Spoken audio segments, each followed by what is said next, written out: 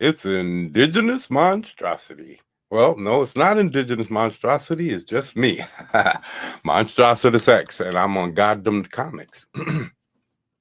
uh, I've been saying that for so long, I'm kind of ingrained. But yeah, I'm back to finish up. Well, I'm going to try and do my best to finish up this drawing. And hold on, I got a echo coming through. I got to shut this up. All right, you shut up. And shutting up. For all you Bugs Bunny fans. All right, Clancy, take the boys and surround the house. um, that's just a little bit of my past creeping out of me. Grew up on the Flintstones and Looney Tunes, Tom and Jerry. That's the Pink Panther. I have most of those on DVD somewhere. I gotta get all of those and start doing reviews. That's what I'm gonna be doing on this channel from now on. I might do draw streams from time to time, but I don't think I'm gonna make this a regular. Because like the coach says, it doesn't really get the views, and I got to start making more I guess more what's the term he used, public media type stuff, where more socially accepted for everyone. Not everybody cares about artists and what we do. It's like a select few. And so if I can, cartoons, a lot of people are into. It doesn't matter, you know. I got all kinds of cartoons, from the serious stuff to the light stuff. I like Disney. I'm an old fart, but I'll still get a kick out of that. I could smoke something and go and just enjoy myself. I watch Shrek and all of that stuff. I laugh my ass off, and uh, Kung Fu Panda. I got all of that stuff on DVD. How to Train Your Dragons. But I also got stuff like Final Fantasy, Advent Children. If you have anybody seen that, it's a CG animated movie. Very good. And there's another Final Fantasy, but it was more military. It had something to do with Ghost of the something. I forget the name of it, but it has to do with the spirit of the planet and all of that. So that was pretty good too. And I also had this the anime version, which it has nothing to do with the video game or the movies or anything. This is just a straight. You can find that on YouTube somewhere. Look for Final Fantasy. I forget the name of it, but it's an anime. Final Fantasy, the anime. And it's this kid with this long ass sword, and it's pretty good action. It's nice, very good animation. I loved it. So yeah, I gotta try and get my hands on all of that stuff. I have that on VHS. So yeah, that's what my intentions are, to start reviewing all of my animations and Thundercats, Thunder the Barbarian. I just got that about a month or so ago. Just got a bunch of collections of all of those old puppet shows that used to come on back in the 60s, like Thunderball XL5 and Supercar. So I got a Red something, Captain Scarlet, something like that. I grew up on all of that stuff. And while I was watching them, man, the details that you could see in that they put in the effort to making this stuff for children. So that's what made me believe. Those shows like that made me believe that I can do things like that, because we had books that showed us how to make puppets and marionettes and all kinds of things back then. We didn't have the internet, and those things were more helpful to me back then than the internet is. Well, not really, because YouTube has been wondrous for me for years. I've learned how to I learned how to color and paint on Photoshop on YouTube back in the 2000s. Um, I started going to a computer, how to make video game school online. And the first semester I got all A's because I knew everything because I learned most of it already on YouTube. And that's when I realized, why am I giving these people $100,000 of my money and then just teaching me graphic arts, and I can learn all of this stuff on YouTube? I already know most of it on YouTube. And I was telling them, all of my classmates, they was like, how you get so good? Where you learn all that stuff? I said, YouTube. So I was like, why am I paying these people when I could just learn for free on YouTube? And I didn't really care about, I didn't really care about creating video games. I would love to be able to create, but I don't want to go through the process. I like drawing. That's my heart. I've been doing that for all my life, but it was something else to do because drawing wasn't making me money. I just was looking for a way to make me some cash, you know, and be independent, you know. So making a video, having a good idea, but then when you try to contact a video game company, they don't want nothing from you. They'll take your advice. They'll use your advice. That's why I say I don't understand people who give away all their power. They give away everything to these video game companies, and then these video game companies aren't giving us anything back, man. They're giving us garbage, the same thing, recycled and recycling, all of the monetization, and they're making billions of dollars on just micro transactions. And I see that they do that with everything now. My TV, I bought like 2 years ago. The remote control has a chip in it. I went inside because the button stopped working. The button to go to YouTube stopped working, and the right directional pad stopped working. It just stopped. Usually back in the day when that would happen, I just pop it open, clean off the buffers that made the connection when you press the button down. And there's a little buffer back there, and if you wipe it off, the connection off, because it grinds down and leaves dust. So if you wipe that off with some alcohol, you clean it up, and your remote lasts for 20 years. Now they make sure, and Amazon, they got all these replacements. Why? Because they know that your shit is gonna break down, because now they got chips in it to make. That's why they call them smart TV, because they know when to fucking break down on your ass. I'm telling you, man, everything is a micro. Everything. They don't care about you. Marvel don't care about you. Disney don't care about you. They acting like all of this SJW crap came from these people that they hired, and now they telling them to shut up and all of this bull crap. But no, you are the one that put these people in place. You are the one who let them get away with it for all these years. You are the one that watched their dollar drop and drop and drop, because you was trying to control people's the way people talk and think.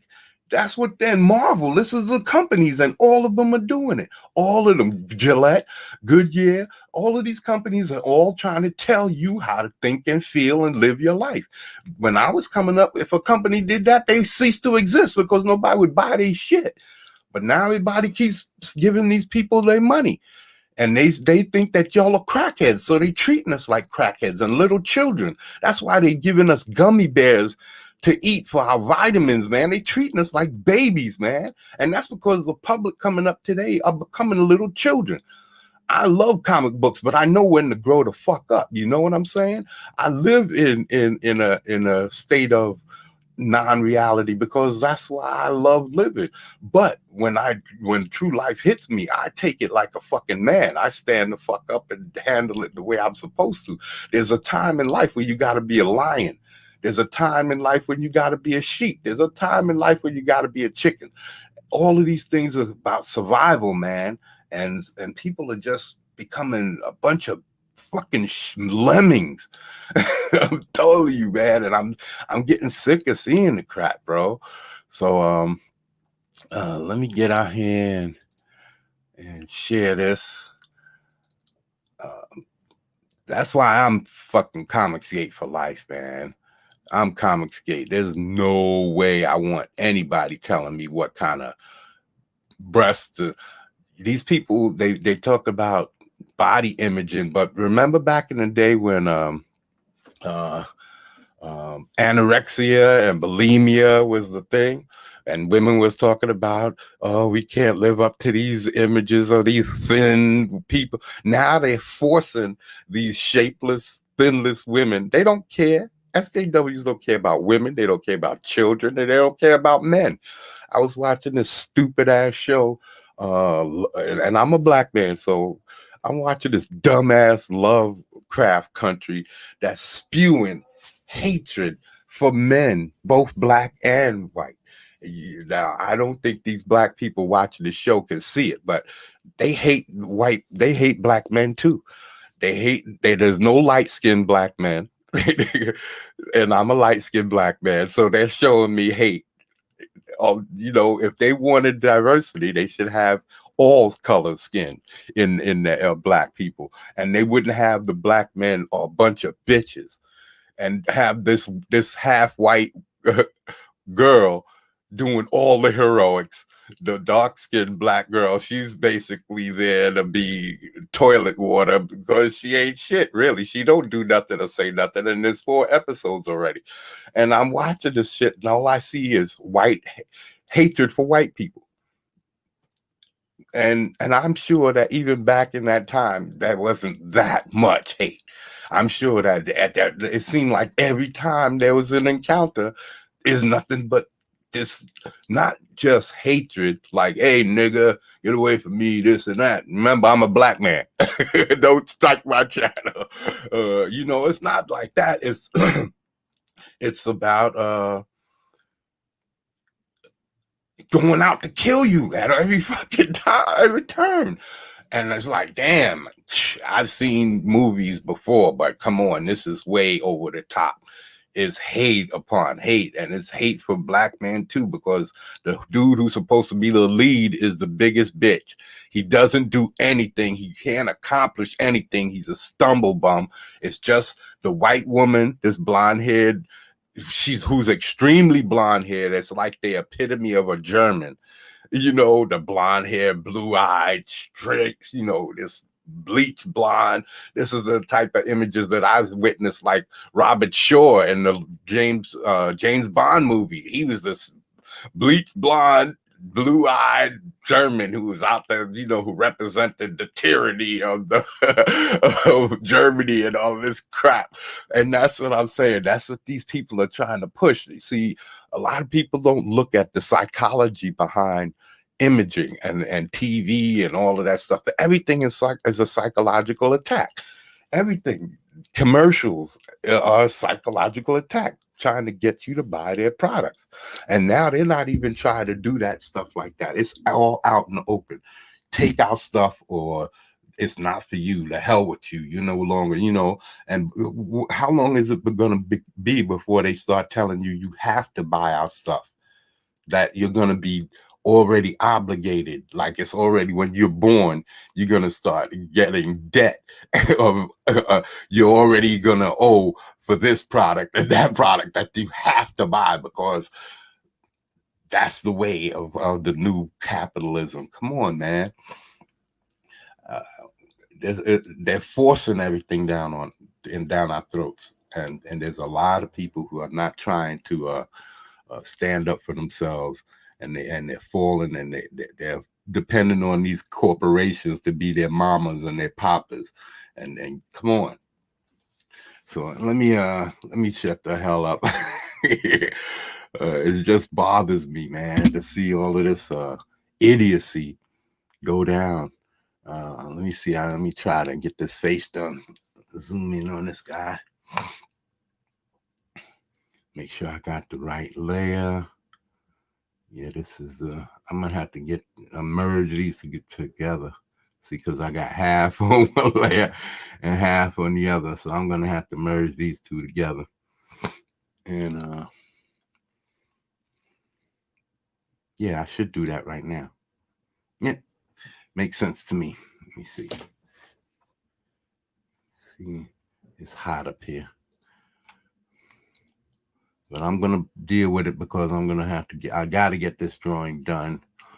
I gotta see down here, if I still have it, yeah. Down here is my vanishing point. That's where, hold on. Okay. Right here. In this corner is my vanishing point. See, this is what I was thinking about doing. Let me see. This is what I was thinking about doing.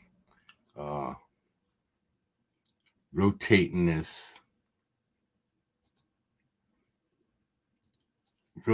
this about this much. Hey, something's not right. It didn't rotate. Oh. Hold on. No, let me not do that. Cancel that.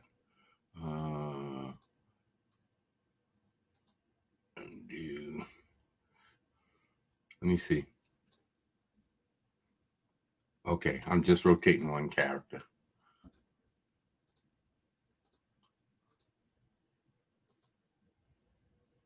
All right. Let's stop that.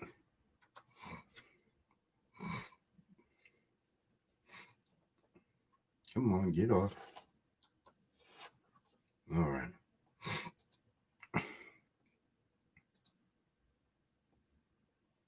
Let's we go to do.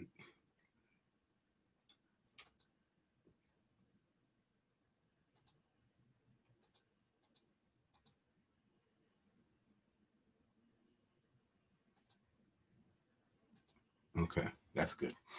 Okay, let's try this again. Just right quick. This is what I was thinking about doing. Rotating all of this like this, so that the buildings are not coming so, instead of coming from this angle across like this, you really looks like the side of the building is the ground. Rotating it like that, so that it looks like they're falling down and the building is coming more up. Either that, I'm gonna have to change the vanishing point, so that even if I leave it like this, I'm gonna have to change the vanishing point down here somewhere. But even though I think this might give it a little bit more energy, because it looks like they're falling more, and then I can leave the vanishing point here, and there's more room for seeing the building come up, seeing the fate that awaits them below.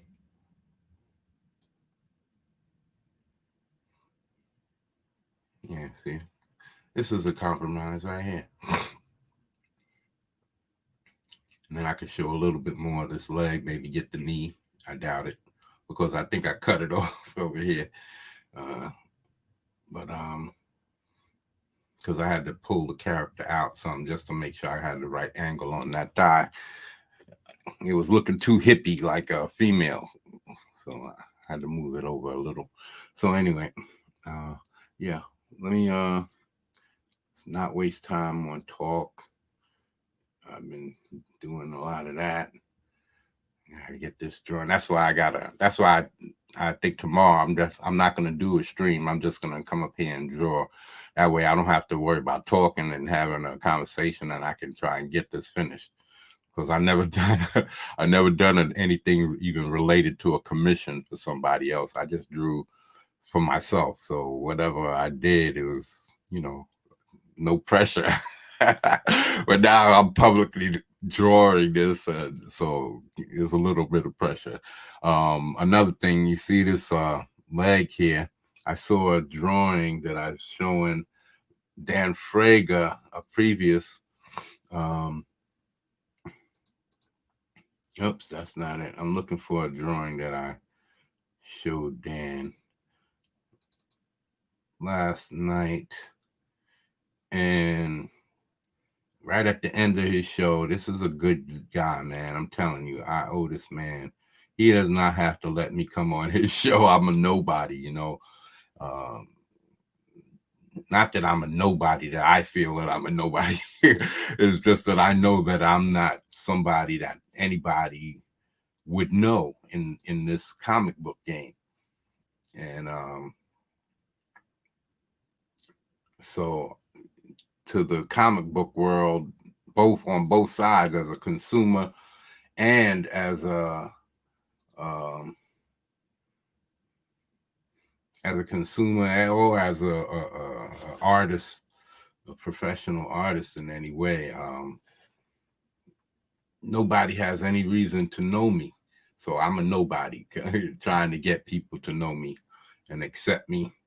And this man just invites me. Well, he has me come on the show. I got a little personality. I'm not gonna deny that. You know, I know I have personality, and I was a class clown when coming up. I loved jokes and laughing and having a good time. But there was a time I became, you know, I guess a more violent and hostile individual. No, that's not the one I was trying to bring up. Uh,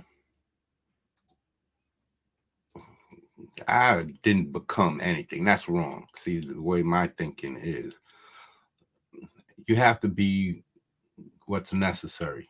Like I said before, you have to become a lion. That's what you should. That's what survival is. I don't make any excuses for anything ever I've done in life, because I believe that's what life is. You learn, you become somebody who knows how to defend yourself from assailants and other hostilities in the world. That's where we come from, where everything was hunting us. Even plant life could kill you. Shoot, you could step on a sharp rock and die from an infection. You know, that's what that world where we come from.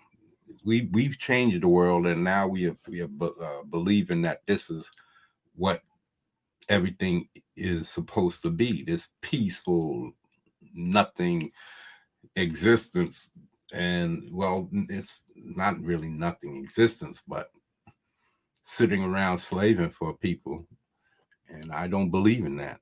See, this leg, this is a little something that they teach you in the book Drawing the Marvel Way. Have this arc, how the body creates energy. You always got to have like some kind of curve. There's a line that travels through, and you always supposed to. Let me see if I can get something that's a little bit more that you can see.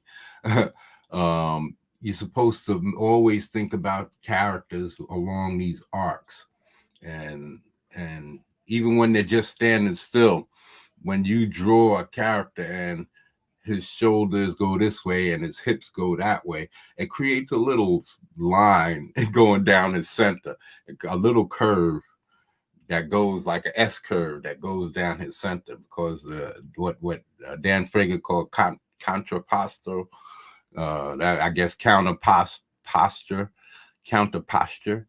So um yeah, they talk about that in the book, about that line of energy. So I had the leg out here, but I wanted to see what it looked like. So I put this little ghost image right here of the leg. And then in the drawing that I'm working on, you see that I got rid of the back leg. Well, I've been staring at this drawing. See, I've never done what a lot of artists did. I never flipped. I never flipped an image. I've never flipped an image to see if I had flaws. I've always just stayed there and studied the drawing. Sometimes I'd leave the drawing alone for a day, you know, and then I come back to it tomorrow, and then I look at it, and that's when I get comfortable and make the decision. Okay, I don't like the way this look. I don't like the way that look. Like right now, I don't like the way this connection right here is. Right here, I don't like this connection. It's too far. This forearm is too high. I feel like I got it, and this bicep, it's from the shoulder all the way down. It has to be a straight line for me, you know. And so, because there's a bone coming through here, there's a bone coming through the middle. So I feel right here, this elbow right here, it's poking out too much. This should be down just slightly. If I cut off this part of the arm right here, and I would lower it slightly and then reconnect it. That's all. It looks like it's bending, and like I'd have to roll the bicep. I'd have to roll. This is a problem that bothers me. Dan Frager showed, I think it was Dan Frager showed a picture of Sam Keith's Wolverine. I think that was Dan. He showed a picture of Dan, and that bicep. Oh, that bicep irritates me. Oh, it hurts my soul. I'm gonna show you.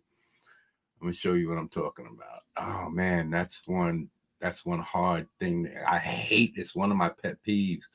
I hate when artists don't. Here, let me. That way I can go nuts without interfering. Hold on. This is a pet peeve of mine, man, when it comes to drawing arms. Okay.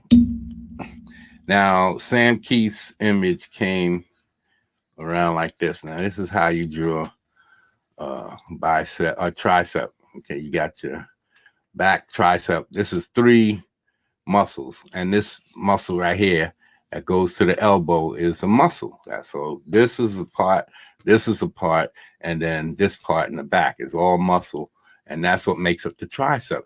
And then you got your elbow, then you have your forearm muscle that comes across, and then you have the striations, and then you have your arm, the bone, and well, I would do it this way more. It's going in the wrong direction. Yeah, like that. That's how I do it. I would get rid of this line right here. That last line I put in, get rid of that. So, and then he doesn't have this muscle right here, right? He doesn't have that. So let me get rid of that. Okay. And then he has his shoulder muscle come down here, which is good, right? But then he has this big bicep. And if you know body positioning, that's wrong. That's a pet peeve. This is what I call rolling the arm. And here's a drawing that I showed Dan too. It's a perfect example, kind of.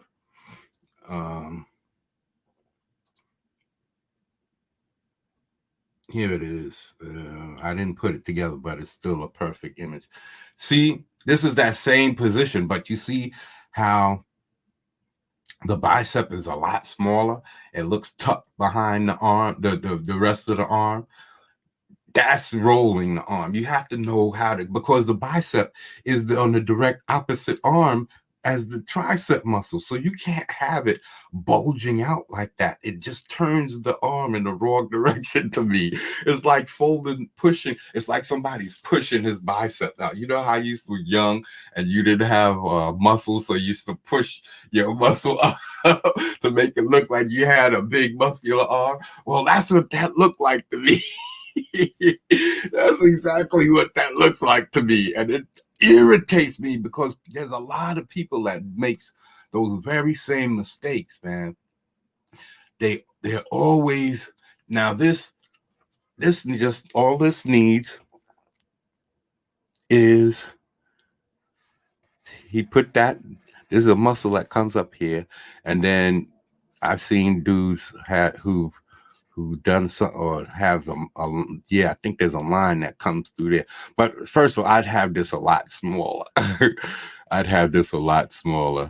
And I probably like have it like this, and this cuts between those deltoid, and then there's a frontal head to the deltoid, and then there's the mass, the central head, and then you have the back head, which goes to your shoulder blade, the scapula. So,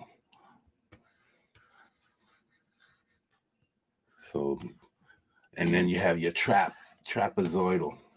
So, yeah, this is what you would get rid of. And you have to tuck that muscle away, man. You have to know how to roll your arms, your muscles. There's another dude I seen who had a leg straight up, had it coming up like this, and it's straight up and down with the leg like this, but the body coming forward.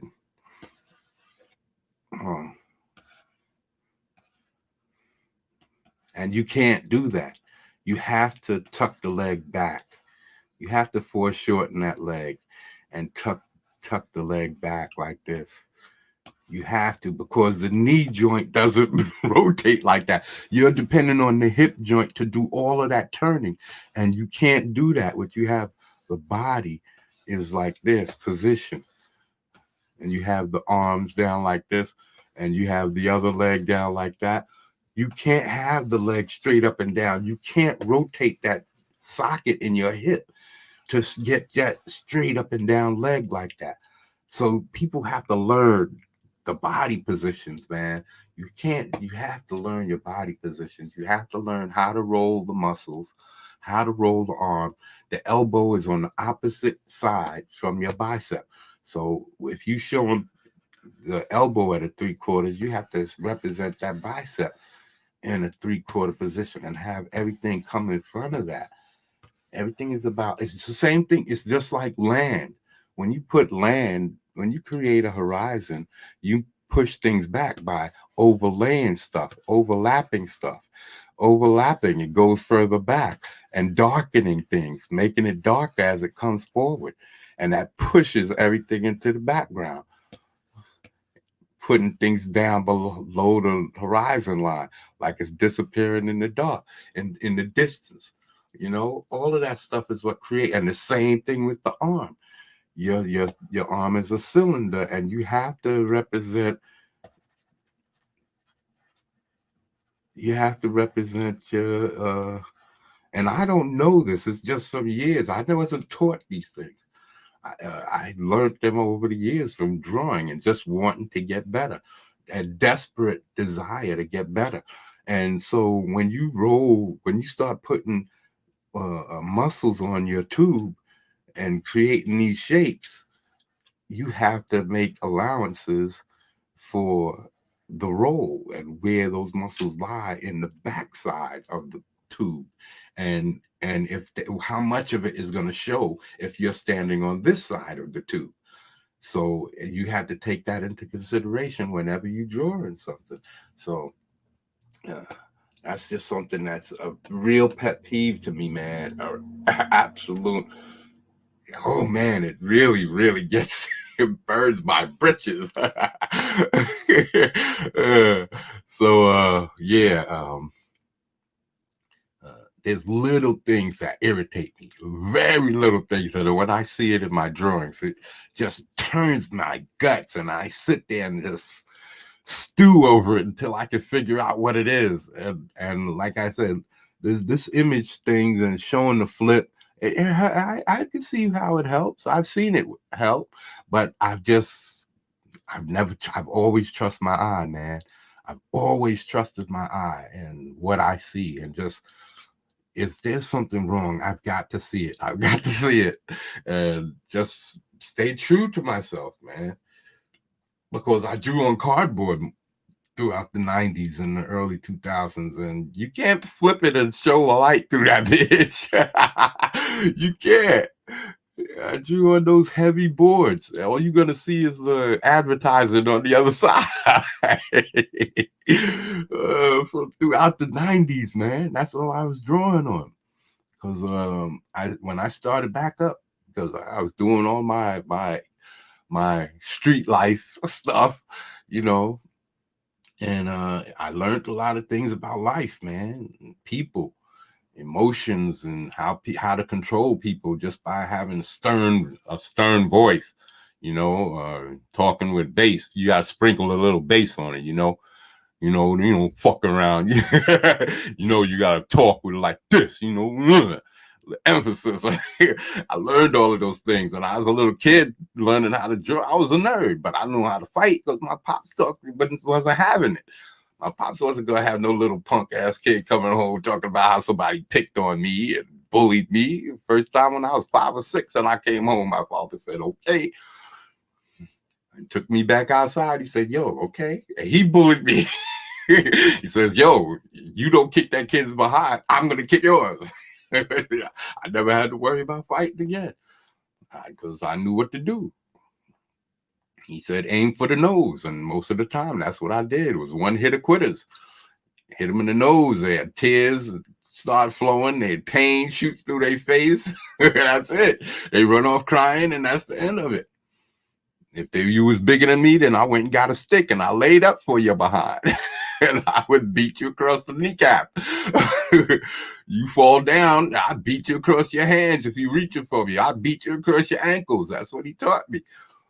I went after this one kid who was picking on me. He was like 8th grade. I was in 4th grade. He lived up the block from me. He used to cut me off. I go around the block this way. He cut me off because I had to go under this trestle. So, yeah, man, I just was... I'm going to try and make this hair a little slick. Let me see. Let's turn this off. Put that over there. Okay. I'm not used to constructing faces like this. I don't know what his face looks like. If he's more skeletal in the teeth area. I saw one where he had an image of he was looking down and you could see his lower jaw kind of looks skeletal. So I'm going to try and pull that off too. Okay. It looked more skeletal in a previous drawing. But in trying to recreate that in this, I shouldn't have went about it in the way I did. What I'm going to do, matter of fact, I don't have to show it to you. What I have to do is...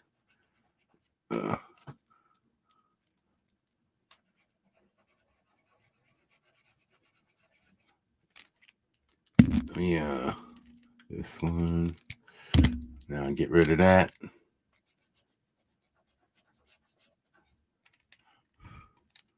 Here, I'm blowing on it again.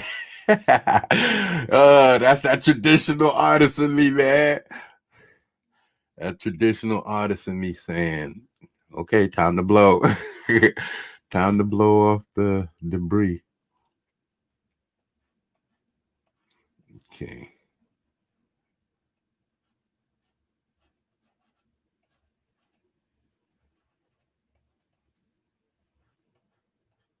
And then I'm going to come across like this to create that toothy look. All right.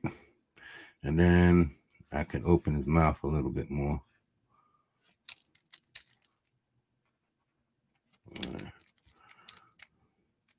Just open his mouth a little more. And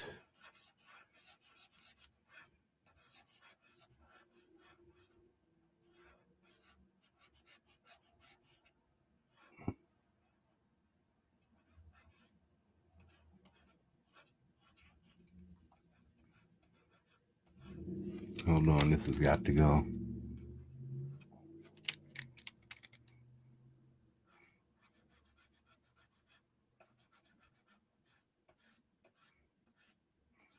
Gotta have a little bit of chin down here.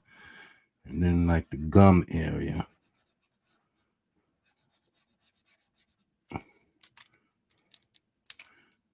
And then his teeth. Yeah, that's a better shape.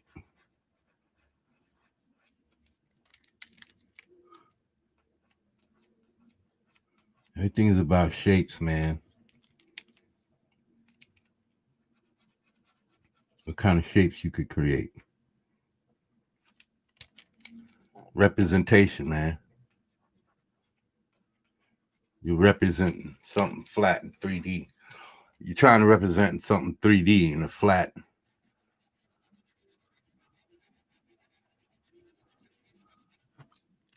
type of thing, you know.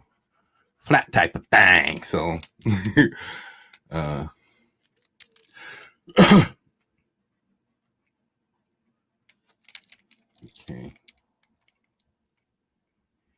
I really don't know what his face looks like. So I'm trying to just guesstimate. I can probably put some darkness across his face and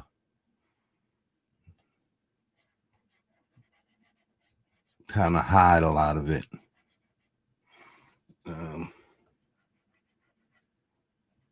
There's ways of creating eyes, especially at this distance. Especially this type of eyes are gonna probably be glowing. I think he has green glowing eyes, so you don't have to worry about eyeballs. But I like to draw them in a 4-stage type of thing. One that goes up, the 2 that comes down, 3 that comes over, and then like this. This creates that under, and then you can always fill it in how you want.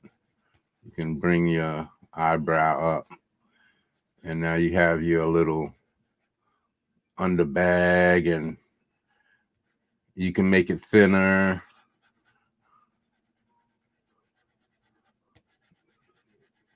For more effect, you see? But you always think about the eyelid coming across that way. So always leave a little bit. Don't, yeah, see? Because I changed my direction. See, now you can see what I'm talking about. See, it's just a little teeny hangover, right there. It's just a little teeny hangover, but it's enough. Your eye catches it. And you see, you could already see in the mean. You could already see that little bag under his eye all in one gesture. And you can even see beginning of crow's feet. You see what I'm saying? And this is how also you would create the frame. Here would be, right here would be his cheekbone. And then right here would be the outside of his brow. Come around, and then up here is his head. If you go and bring a skull, you can just bring it straight up from here and then go around, or come up from the side and come around, and then do the same thing over here. You can remember the eyebrow. But this is how you create really mean looking eyes, man. Remember, 4-stage. 1 up, come down, then you could come down around, and then up. Or it depends on how you want to do it. But you gotta remember, this comes out, this comes out. Don't and remember to make them meet. Darken it. And it's the shape. It's about the shape. You're creating these squints. You're trying to create like a squint because he's squinting in anger. So, and then you have your that little bag under your eye. Yes, that bottom eyelid. And then you can work on your nose. So, and being that he's skeletal, I'm giving this guy basically just slits for nose, nostrils, like that. High cheekbones.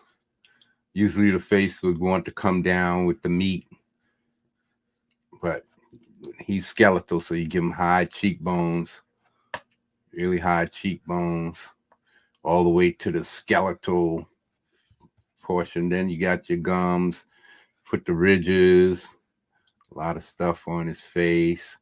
This is where the details will come in later. But I draw really, you see a lot of my stuff looks basic because I don't put in the details because I know that's going to come later. I'm trying to get my focus in. But this is how you would really create your images. You got to remember your bones, the jawline connects up here. This is where your joint are. the hinges for your jaw. I just learning all of this because of my ragman, my cloth figurement that I'm trying to finish. I had to stop doing that in order to focus on my comic books. I figured I'd be able to finish one of those quicker. That's why I was trying to think about that. I knew that drawing and writing, and especially the way I write, I'm elaborate. I have to have making a epic out of everything. So, and then you do the same thing, and then you get your teeth, and then you come around here and create some detailing, pronounce the chin bone. So yeah, that's what I'm trying to do with this guy, except I gotta open his mouth.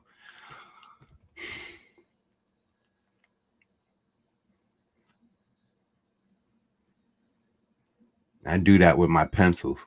I keep it as light as possible, and then I just work it and work it until I get the effect that I want. I call it molding my characters.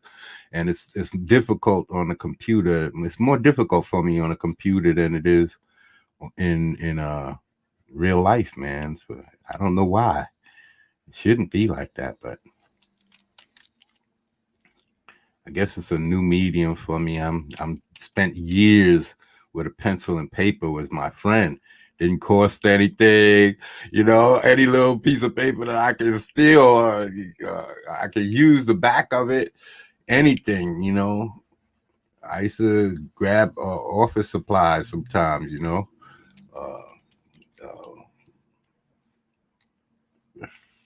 um,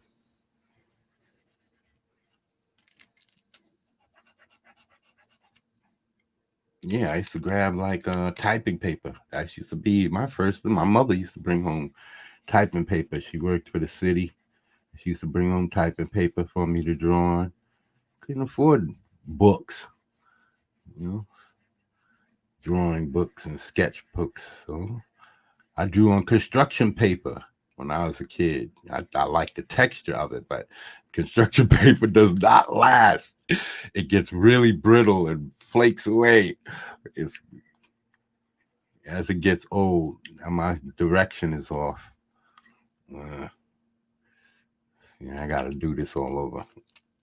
See, I'm feeling I should have drew before every drawing stream. I should come on an hour early and draw something offline before I come online because it helps get the poison out. It helps get the poison out. For some reason, I don't know why, but it helps get you focused. The first stuff is usually garbage, and this is stuff I'm trying to repair something, and I should just delete it and start over because I'm trying to fix something and shouldn't be fixing it. I should be just getting rid of it and starting over. Matter of fact, that's what I'm going to do. I'm going to put it on another layer. Let me see.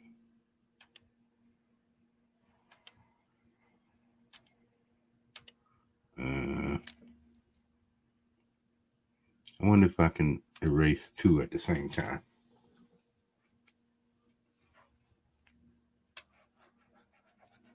No.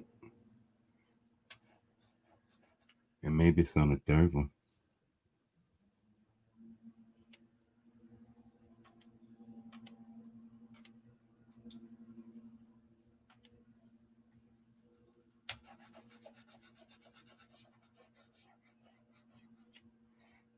Hey, what's that? Never saw that one before. Okay. His face is going in the wrong direction. That's what I'm seeing.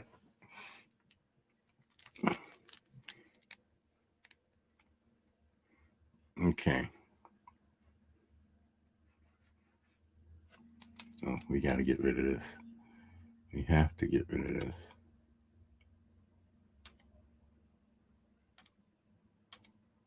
Okay, we're going to draw one layer.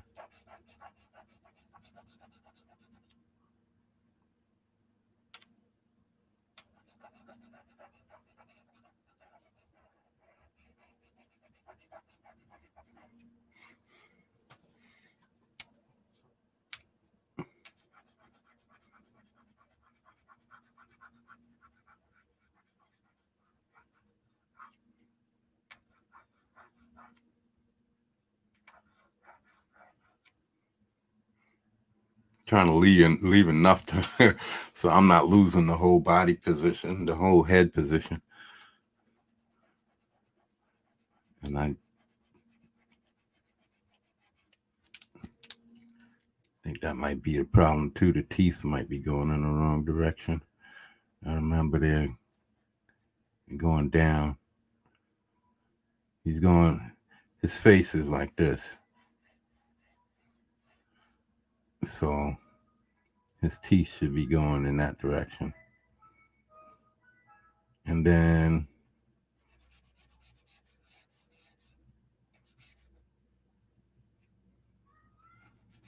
oh man, I'm gonna have to turn this off for a second. Got the goddamn ice cream. Ice cream man is coming. The ice cream. Ice cream, ice cream, ice cream. Hold on, let me Aster's coming through here. I don't know why. You don't need no goddamn ice cream. Yes, I could. I could use some ice cream right now. I got some downstairs. Okay, I talked my way through that one. All right. He gone. He gone. All right, let's get back at it.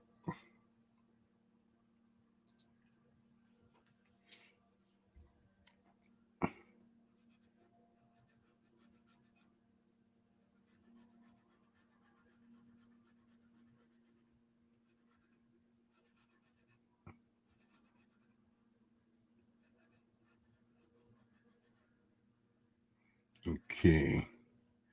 Think I got the direction right now. Now I gotta just get the rest of the face to cooperate.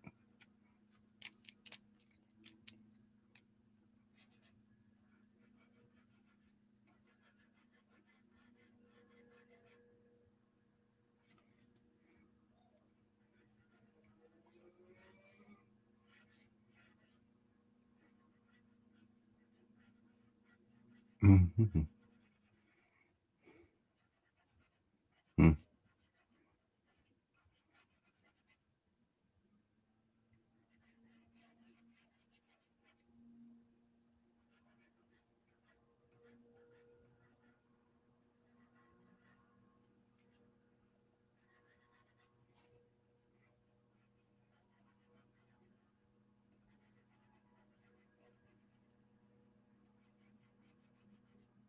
Yep.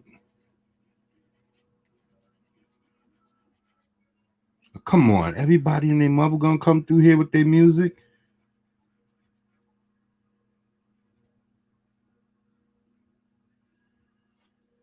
Bad enough I got the lawnmowers and everything else. Okay, I want to make his hair more slick because he's from the sewer. He's in a sewer.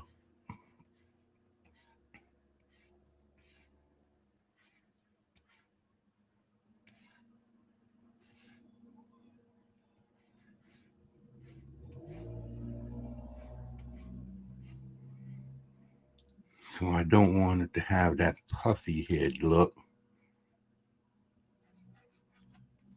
Yeah. Let me see if I can get rid of this yellow shit crap.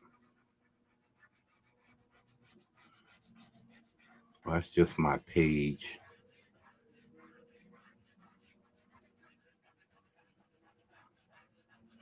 It's just the page of that I draw on. I just copied it.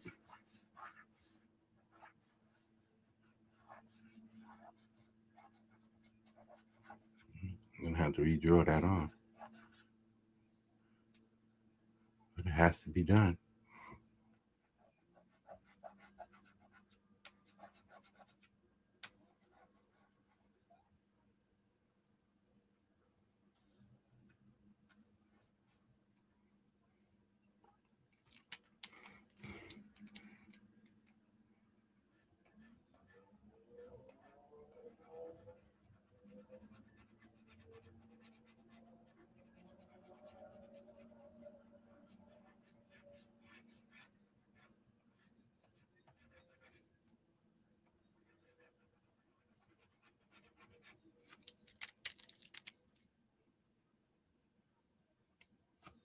Yeah.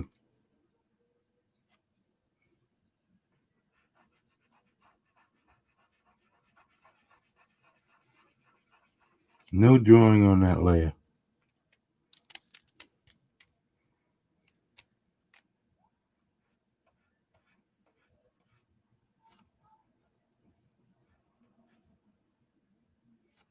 That line's got to go. That shouldn't be there. There's nothing there. His face is, there's no meat there.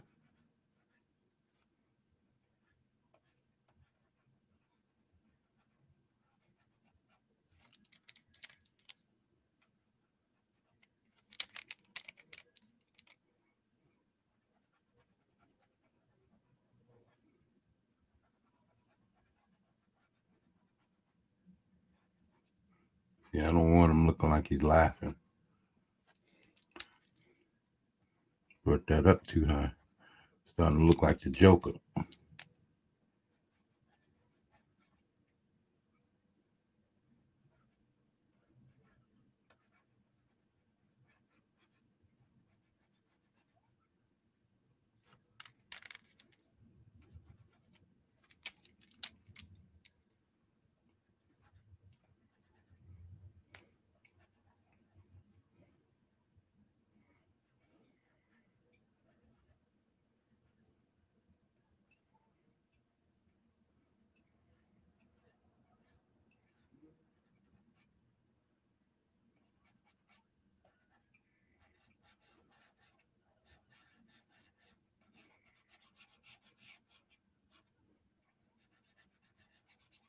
Hmm.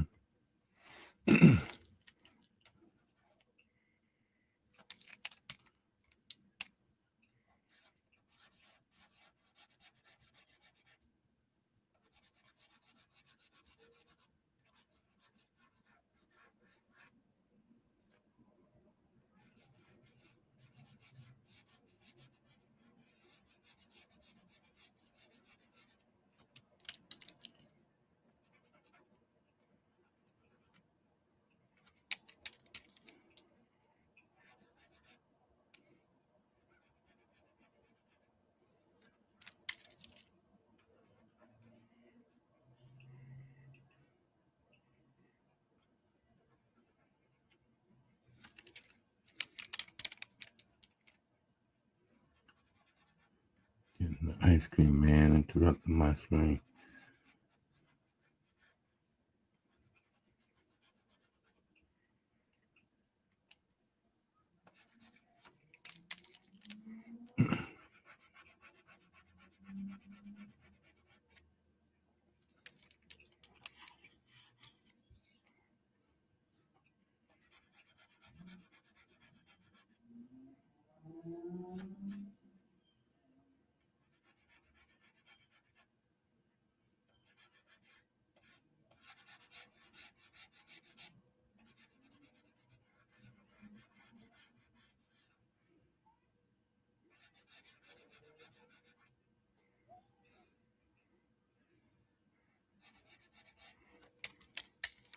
Let's see what we can get out of this.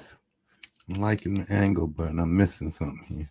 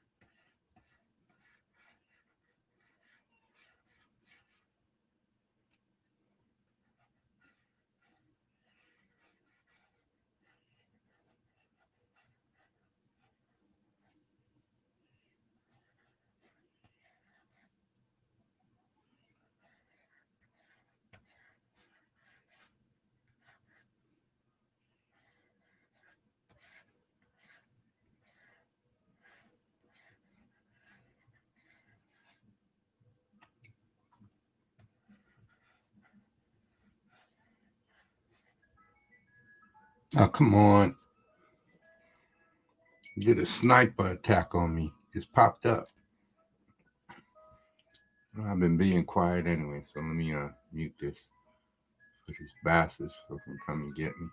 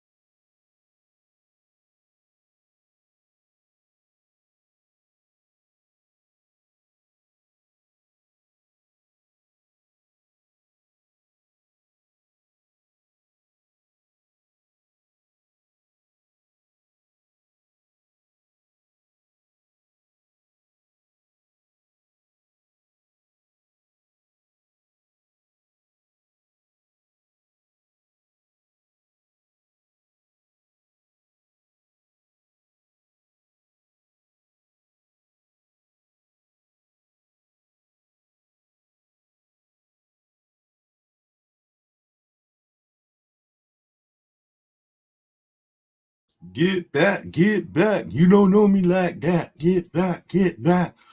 I'm back, I'm back. Mr. Softy's still around, but it's not as bad. Maybe I can do a little bit of talking and drown that out, you know. So Might is going to be a spectacle, bro. I'm telling you.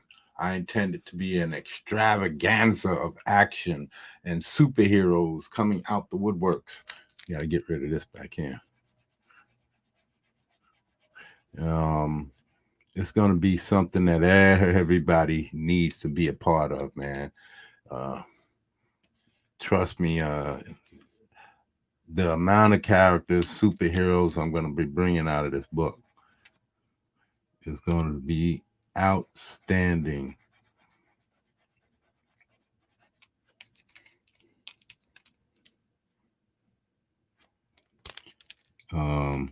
You've seen pictures of Turnbull. Well, I got a whole story, and it's going to come in right when I think it's going to be most troublesome to the heroes. And yeah, man, I'm telling you, it's going to be something to see, bro. Y'all have to get down with this book. I've got what I'm working on now is not having all my guys be black. You know, you want to create characters, right? And you want to create a world. And you want, but all of your characters start becoming your favorite, you know. So you start wanting them to represent you in some kind of way, and then before you know it, you got a whole bunch of characters, and then you're like, "Hold on, where's all the white guys?" And the world can't be, you know, littered with white guys. I mean, black guys. So and black women and stuff like that. I might as well be putting out another black or white book or whatever that crap that Quasimodo put out. Yeah, so yeah, so that's why I'm trying to pick and choose which ones that I'm gonna make. I'm going because Mega, he was white when I first created him. You know, back then I didn't give any thoughts to that type of. But then when I grew up in the '90s and I was redrawing them, I decided to turn them black, and I was like, "Dang!" Back then it didn't make any difference. You know, he was one of my premier characters. Him, black male. That's that Knight character from inside my Bible. I don't have to draw him yet, but I gotta start getting used to drawing him because he's gonna be a prominent figure. That if you guys like my drawing and you like my creativity, and I hope to be able to have spin-off books at some point. I know might be way too early to talk about that. You know, you guys might not like anything I do, and I might have a total flop on my hands. You know, I've seen guys, even though they get back from Comicsgate, they still don't have, you know, good returns. So, and you guys don't know me, like, you know, there's no reason that you should have faith that I'm gonna deliver or anything, you know. But I have no place where nothing else to do with it. Yeah, this is my life. I don't see any reason not to fulfill this. It would be absolutely foolish for me, especially since I'm the artist that's doing everything. I get it full. I don't have to. There's nobody that I have to divide the money up with besides the printers and the shipping and stuff like that, and getting the mailers and that we need to get the job done. But outside of that, there's no reason not for me to fulfill. This is what I've been wanting to do all my life: be free and having people who love my work and want to see it over and over. That's the payoff. That's freedom. Because look at Ethan. That dude could do whatever he wants. That's where freedom comes. And even though I don't believe in capitalism the way a lot of people believe in it, I believe it's slavery in many ways, because you have to, people forced. You can't have capitalism without somebody being forced into having to work. And it's not be like you're being gathered up and put into slave labor, but if you're forced into having money as this way of getting things, and you don't have the education or the means or whatever, you're going to be forced to be someone's slave. Rich people can't get rich people to work for them because they're rich. You need to have poor people with the desperation, that level of, oh man, I just did that. I'm gonna have to do all of that over on this layer. I don't even remember what I did.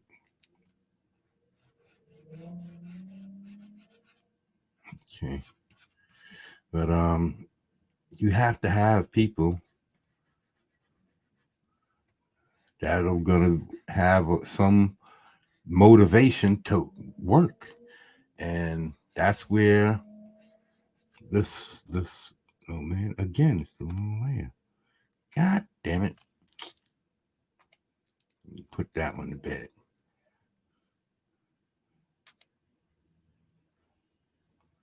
You know what? I'm going to merge this down right now, because there's no reason to have both of these. It's just confusing. You're going to put these together. Nope. See, almost they made a boo-boo. Okay.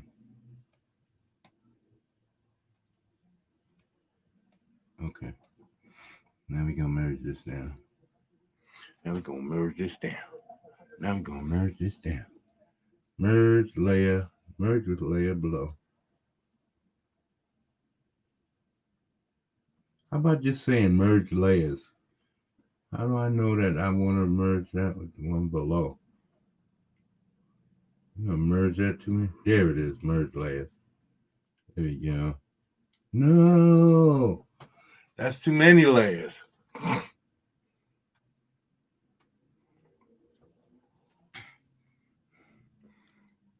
Okay, let me pick this one. Let's see what this is gonna say.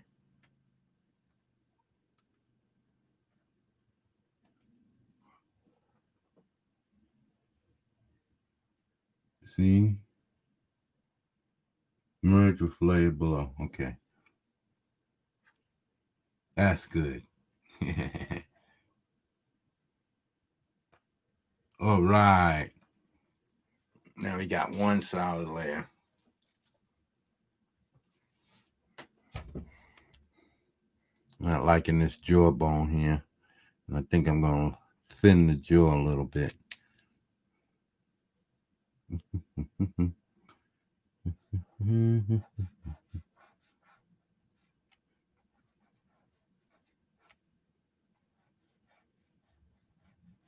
Yeah, this has to go away. Gotta remember he's skeleton. Okay. That's better. That's better.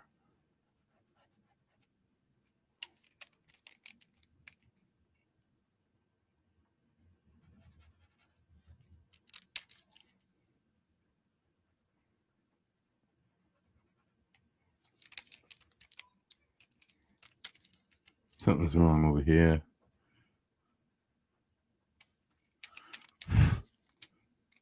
I'm blowing again. He's walking. See, Fred Sanford. I got that too.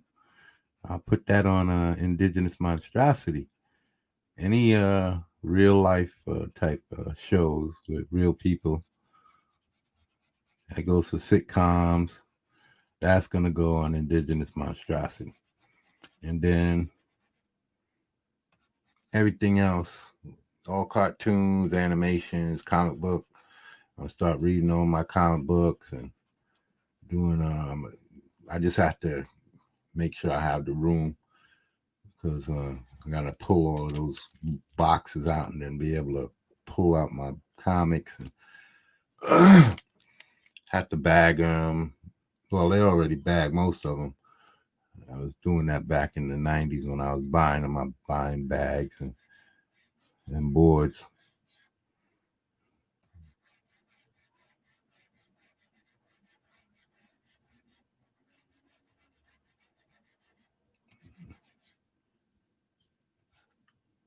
It's got to come down like that. Way on his face.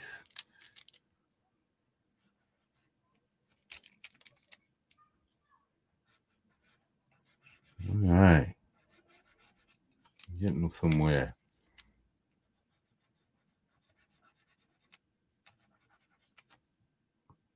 But this was on a lower layer.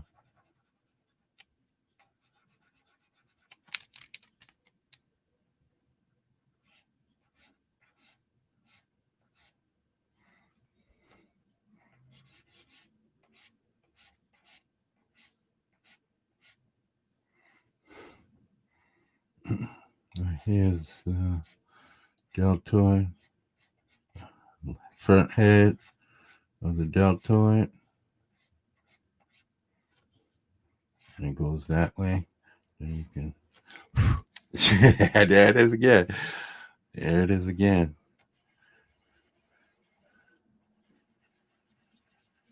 There it is. Here we go.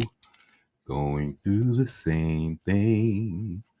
Here we go again. Here we go.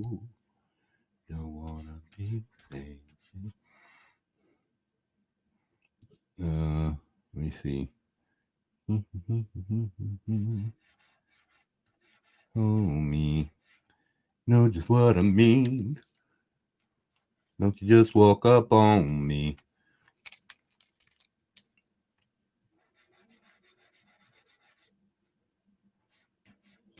Now here we go again. Going through the same thing. Here we go again. Here we go. Don't wanna be baby.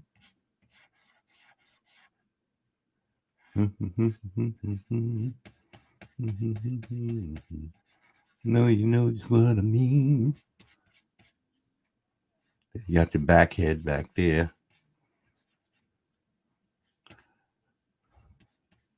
Front head. This is the front.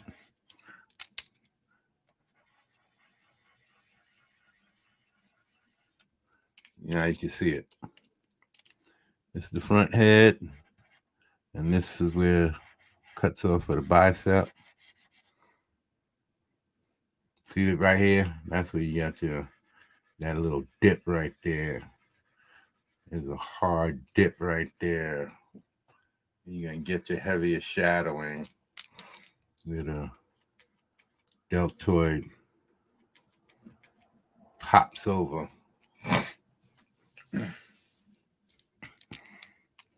And you can pull your striations for your pecs. There's a dip right in there. And then you can pull your striations around. See, it comes around like that and goes over right to the collarbone. And then there's one goes straight to the middle. Then there's one go down here.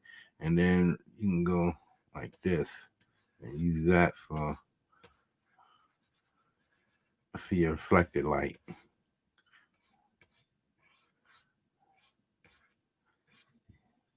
But try to remember your shapes. Same thing here. You come out here and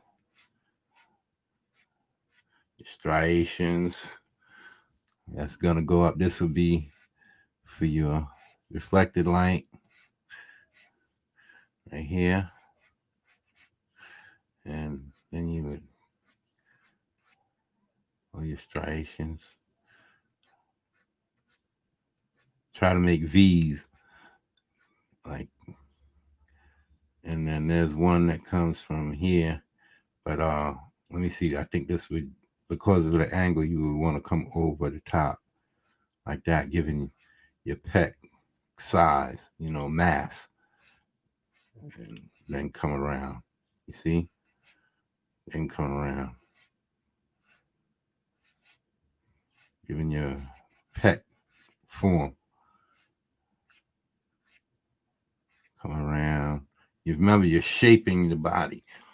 Everything has shape and form. So that's how you would shade it, shade it with your colors. You don't have to do all of this detailing that. That's just me being stupid. I don't know why I'm getting into this. I shouldn't be even getting into that. Because that's what I'm used to drawing. I'm not used to the color part. I'm not used to doing that. Because, like I said, I never thought I would be getting to this point. I never thought. I gave up on drawing, man. I stopped drawing because I thought it was over. I was in my 50s. I'm in my 50s, got to my 40s, and I'm like, man, I was in my 30s, and it wasn't that I thought I couldn't do it. It's just that who's going to give me an opportunity to put out a book? I didn't know nothing about indie stuff. I never heard about indie stuff and Black people putting out comic books on their own. The concept was, beyond my ability to comprehend. So I said, okay, well, what's the chances of me getting into Marvel? Well, Marvel was where I would have wanted to go because I like their characters better. I identified with them. They're more human. And to me, I always felt more of an attachment to the Peter Parkers and the X-Men's and the Fantastic Fours than Superman and Batman. I didn't really like Batman that much when I was younger, because I pictured him as that guy from the TV show, and I hated the TV show, but there was nothing else on. It would literally be that time of the day when all the cartoons, Popeye, and Tom and Jerry and all of those Looney Tunes shows would go off, and there was nothing else to watch. So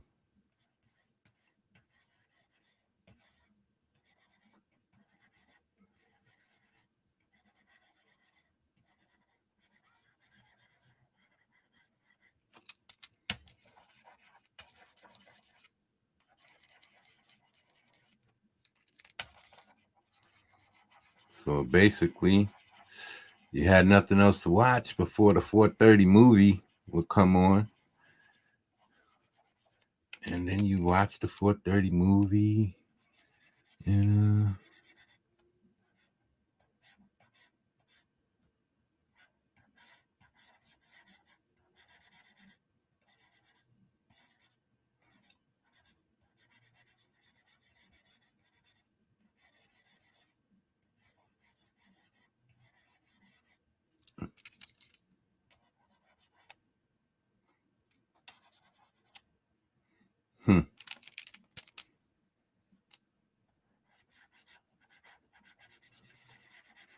I'm thinking the wrong angle.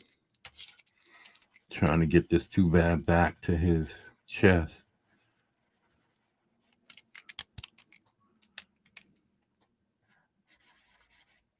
What the fuck? Did I do it again? Yes, I did.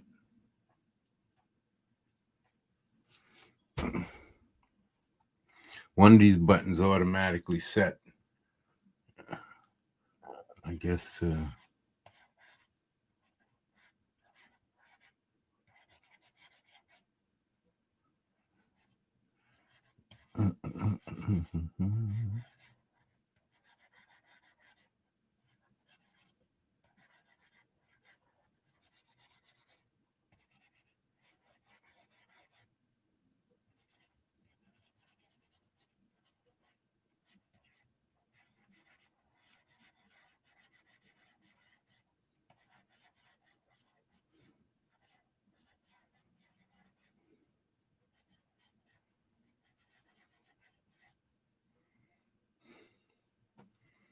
that's a little big. But I did it like that on purpose because I need to get my gestures down. See now his cape. Let me get another way up here.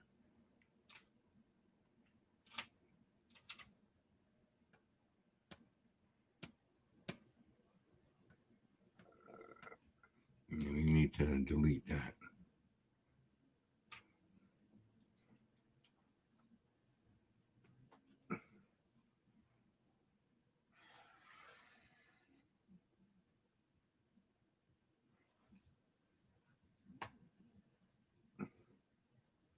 Okay, how come that's not popping up?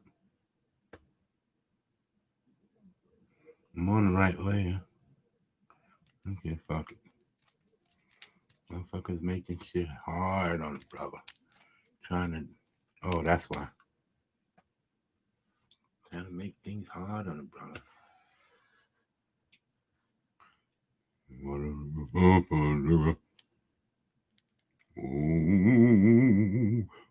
they want from me? Okay, let me see. What do you really want?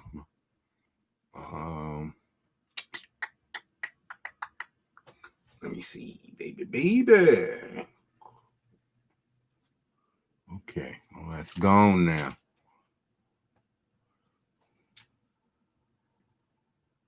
All right.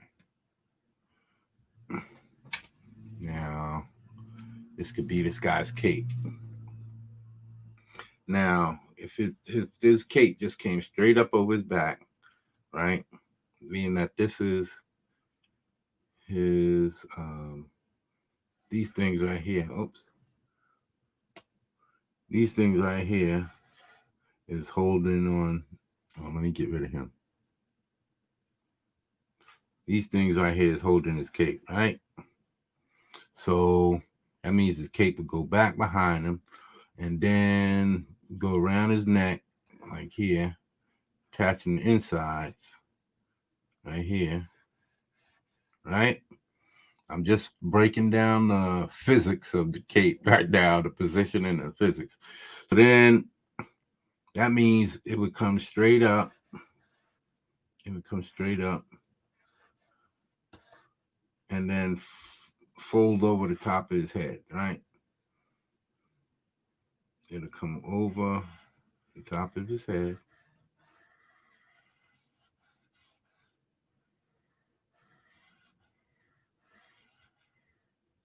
Right?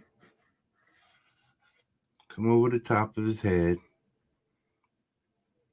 And then if somebody's pulling on it, depending on which side of the cape, maybe he has this side. That way I can have it pull across his body without getting in the way of stuff. It'll show more of his body. The whole front won't be covered by cape. You know, you'll see some of his pecs and his abs and stuff. So he's pulling on this side and it's coming, yeah. So it'll be, everything's gonna be pulling this way, right?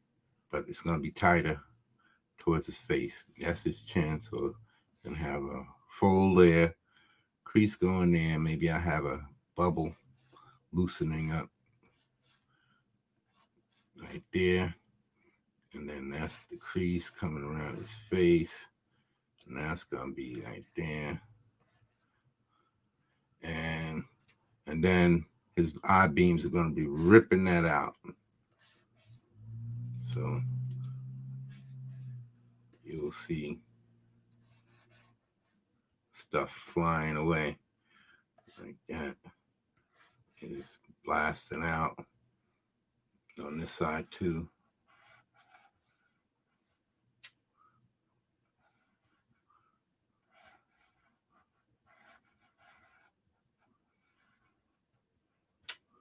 And it'll come into here. Or maybe I have it coming, pulling across his face over here.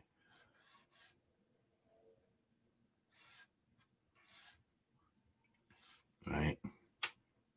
No. Maybe I just had that.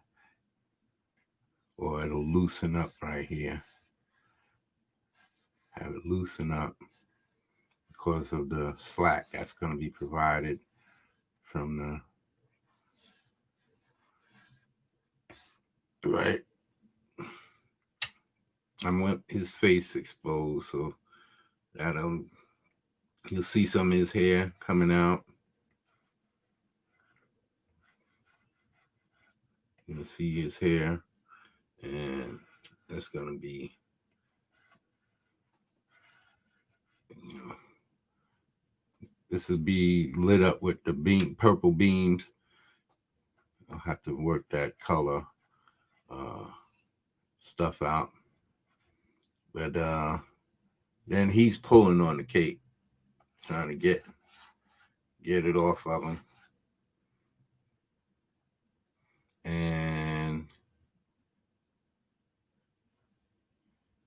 maybe I should have some tearing going on over here.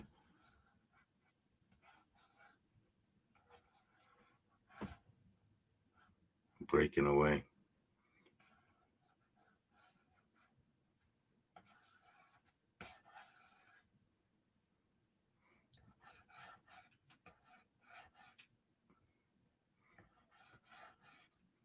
And it's all coming up, bunching up under here and coming under his chest like that. Under his, like that. And then we'll have this maybe tearing a little.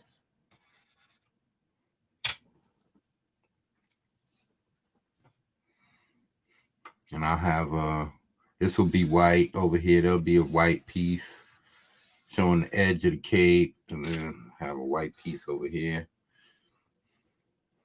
And the rest of it's going to be red with that purple light reflecting off of it.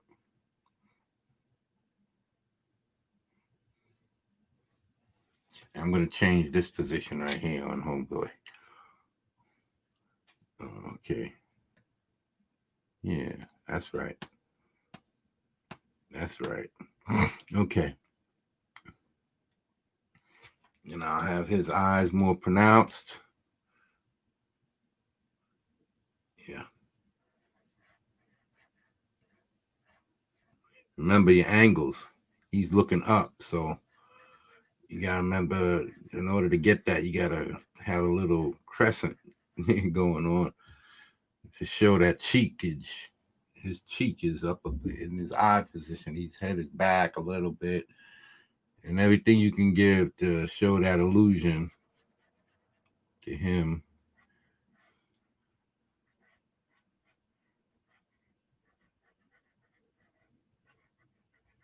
You can leave a little pop this way. Same thing with the eyebrows. You leave a little bit, just a little indication.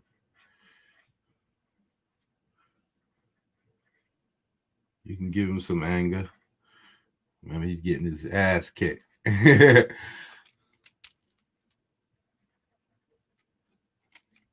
going to have to turn that. I'm going to have to rotate this.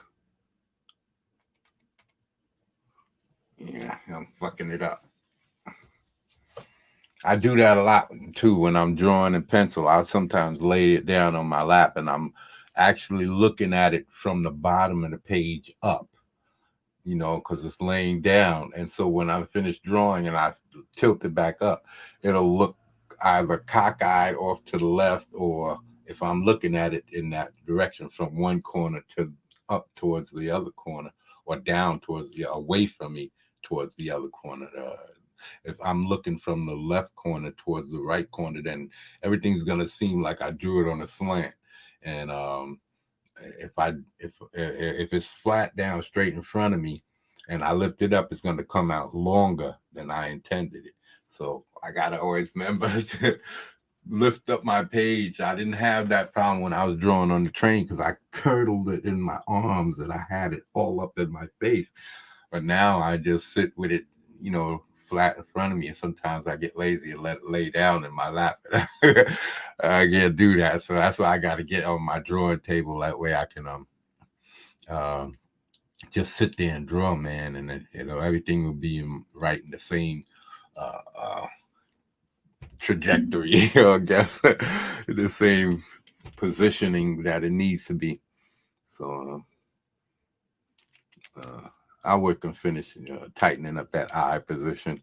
I gotta work on his whole face because I gotta move the eyes over. They're not in the right spot. His head is slightly tilted towards his right. I might have to show more under chin to show that he's raising his head. Just a little bit more under chin. This part of his face is gonna be hidden. So get that. Get this up there. You don't have to do that right now. That's the wrong. I gotta erase that because that's not the right layer. Matter of fact, that face too. Last stuff I drew there, that don't belong there. Wrong layer. Gotta put that on. I'm gonna have to, so that I can remember the layers that I'm working on. Okay. Alrighty. Alrighty then. I guess I'm gonna have to start. I darkened him. That's what I did. I darkened him, I lightened him so that I can see Omega Atlas better. And not Omega Devour better. So let me put his cape right above him. Alrighty then. Okay, that's a cape. You're gonna make that a cape. So whatever I don't finish, I'm gonna stay about 3 hours today working on this. Whatever I don't finish today, I'm gonna go all guns, balls to the wall tomorrow. I'm not gonna do a stream though. I'm just gonna draw. That way I don't have no pressure. I don't have to talk. I don't have to do no anecdotes, no jokes or nothing. I can concentrate on drawing. I'm not good at drawing and talking at the same time. I'm letting a lot of my talking dictate my work, and that's not what I got to do. I shouldn't be taking me this long to finish a drawing. So, yeah. And then once I finish this, Monday I'll come back and I'll try to ink it and start coloring it so that everybody can see what it looks like. But yeah. And then if Mandy likes it and she wants to use it, she can use it. She can have it. So that's it. I got to put in the background, put in the building and the walls crashing out behind them, and falling and all of that. Maybe some speed lines. I don't know. See what that looks like. I think I can get the action. Hey, what the heck? Why did it do that?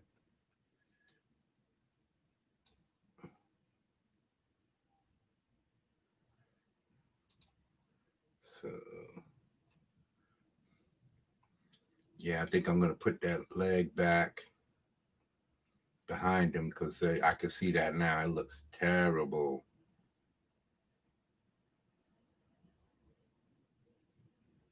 Definitely needs to go behind him. This definitely cannot be in. That has to go. That's really not the way.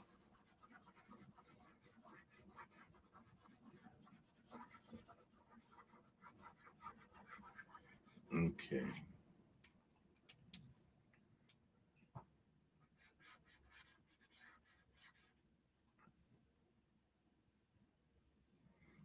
All right. Now I agree that there's no booty cheek back here.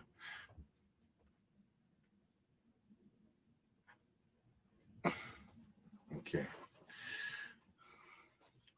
There would be no booty cheek back there, but his booty would be raised on the left side, right? So that would be higher up here, and that would mean his his hip is here, his hip would be up here, and maybe the thigh would come out here, go down.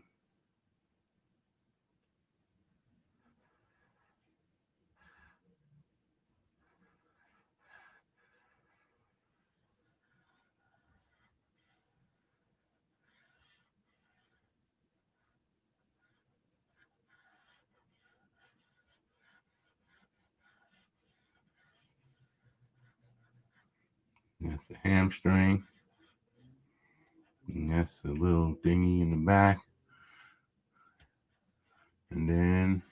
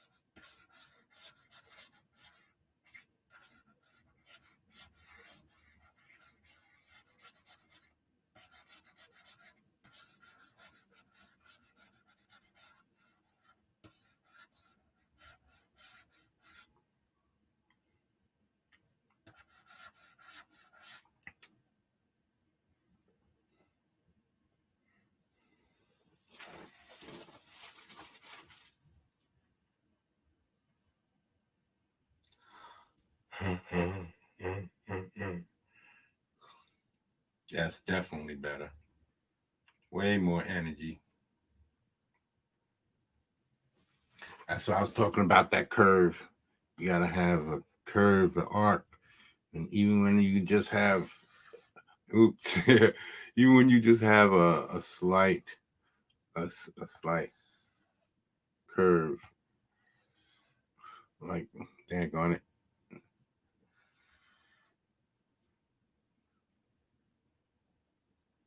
Like, here's the chest and the stomach. You know, you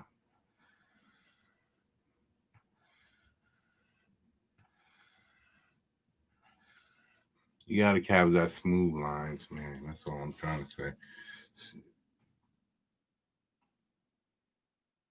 It's it's uh,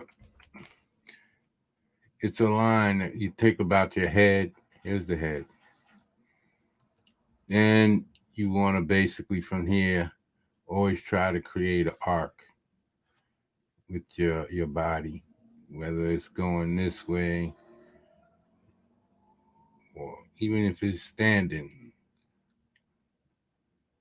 You might have them kind of, but you put them the shoulder like here, the hip like that, and it makes the chest go this way, the abdomen go that way. So you're creating that S, you see?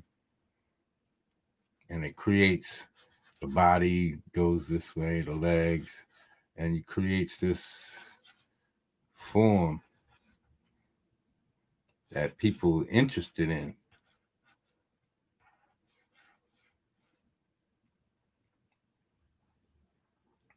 And that's what everything, you're always supposed to create this energy, arcing your body, uh, the head here, shoulders, hips. Oh, that's a good way to go. See the leg and the leg And then this could pull back like that. See?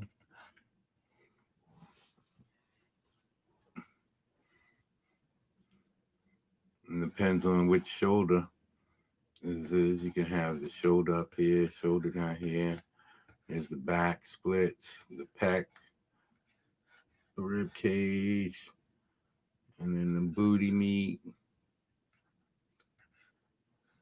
And then you have to depend on which leg is forward, the left leg or the right leg.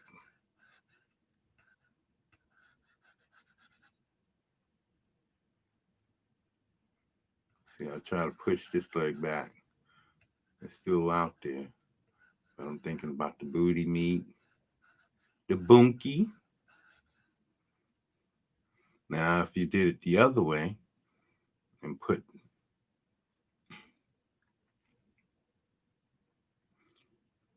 oh, I couldn't put it unless you push this leg back.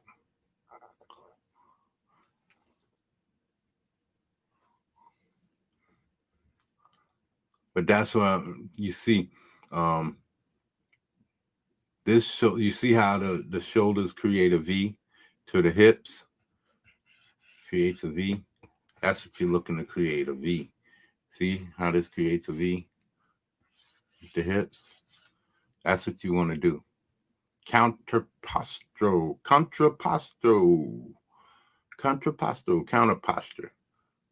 That's what you're always trying to create when you draw. That's how you get the energy in your art. Even if he's just standing, you gotta make his hips move and have his shoulders here, hips there, her hips. See, that's a good. That's a girl.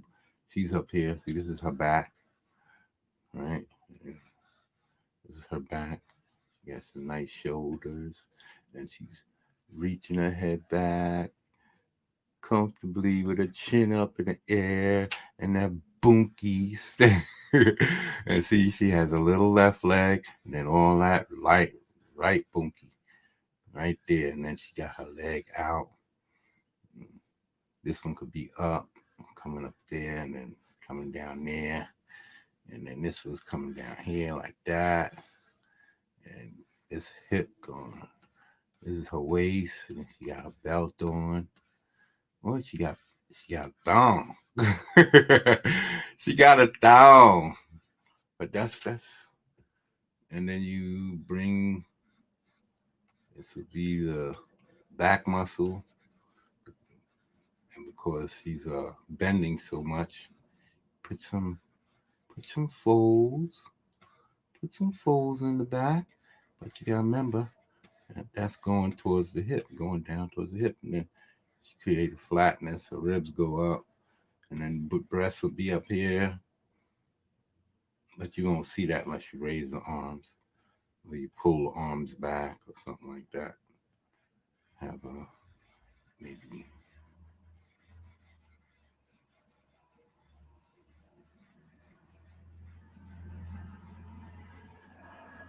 and an elbow, and then come back.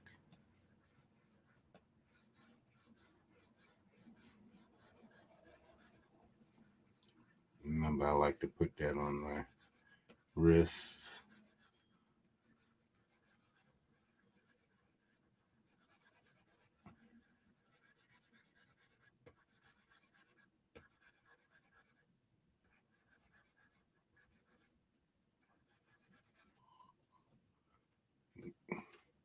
And then over here, she'll be doing the same thing, I guess. Being that's further away, you don't want to make it a little smaller and it's going away from you.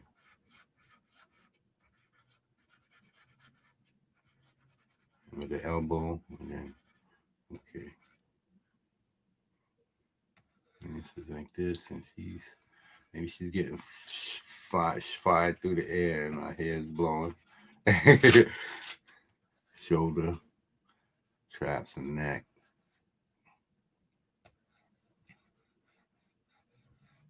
Back muscle, and then you could see some breasts over here. I'm telling you, that would be a crazy image. Oh, now I got to do all this erasing. Oh, this is stupid. I should have did it on that other paper that I brought out.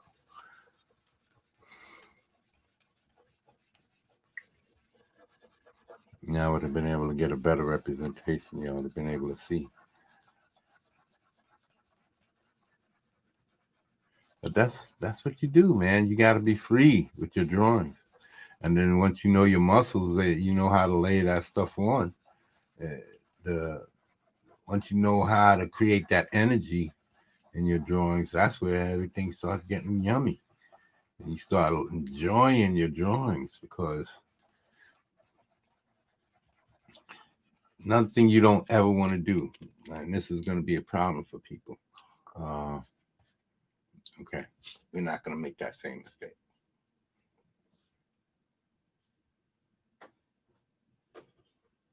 Not going to make that same mistake.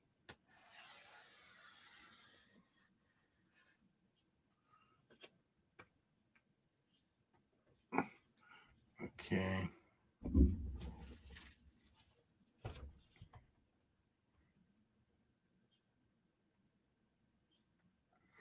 So what you do is with hips, right? When you're drawing, let me put this over here.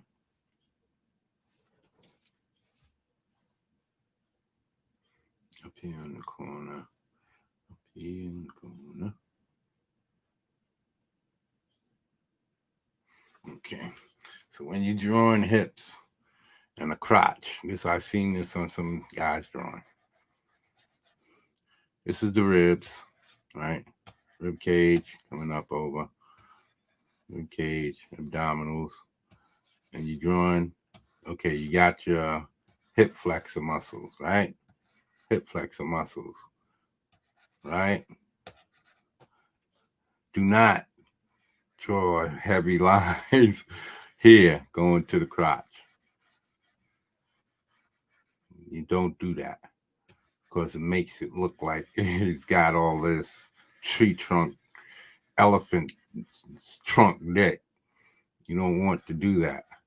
What you do,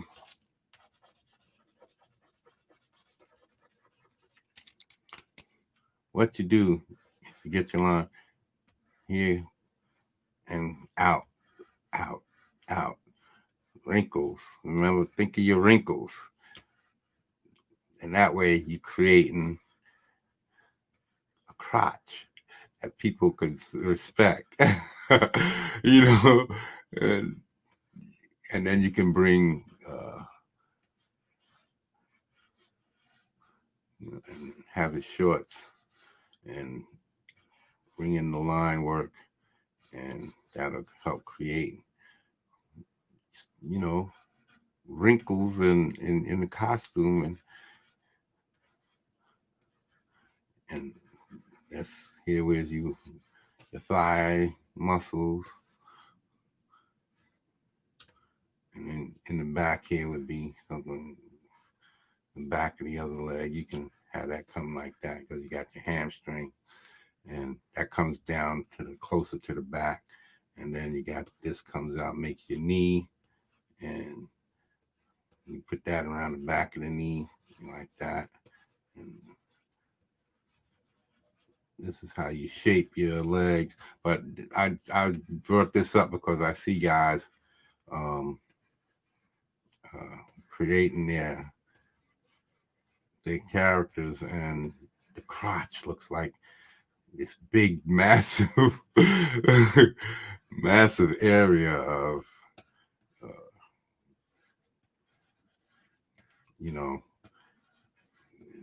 it looks like a tree trunk growing between his legs, or an elephant's trunk growing between his legs. So, yeah,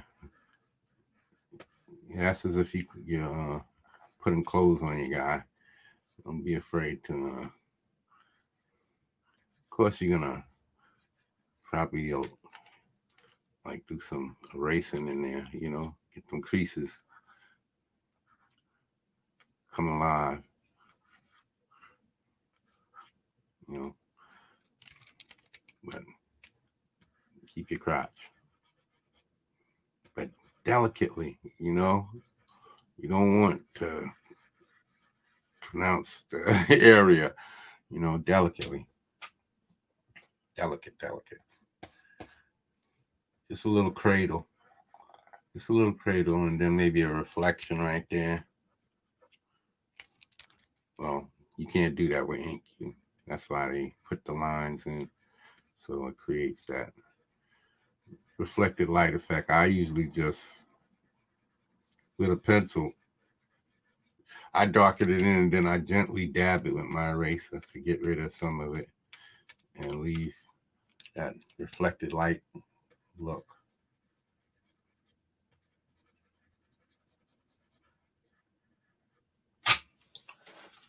But anyway.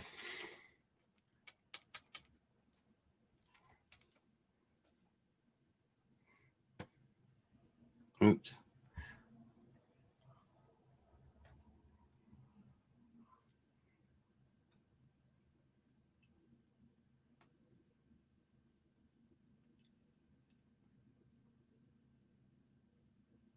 I lost something in the translation, but it's coming out good now. I'm liking it.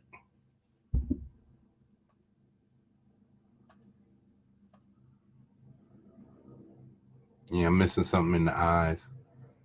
I'm gonna have to redo this eyes. The left eye to the right eye. And maybe the left eye too. I'm gonna have to separate a little bit. Do something there.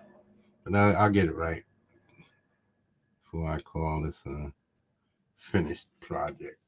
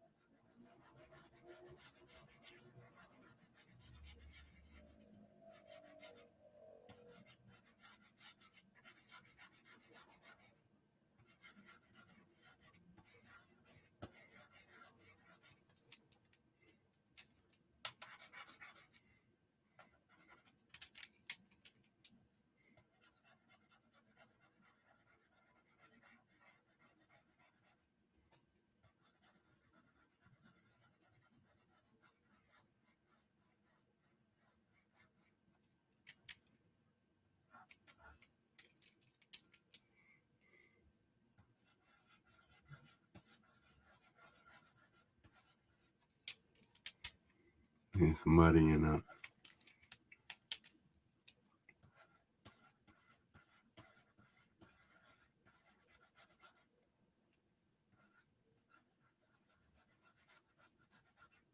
Yeah, I did it. It seems like it doesn't want to work after a while.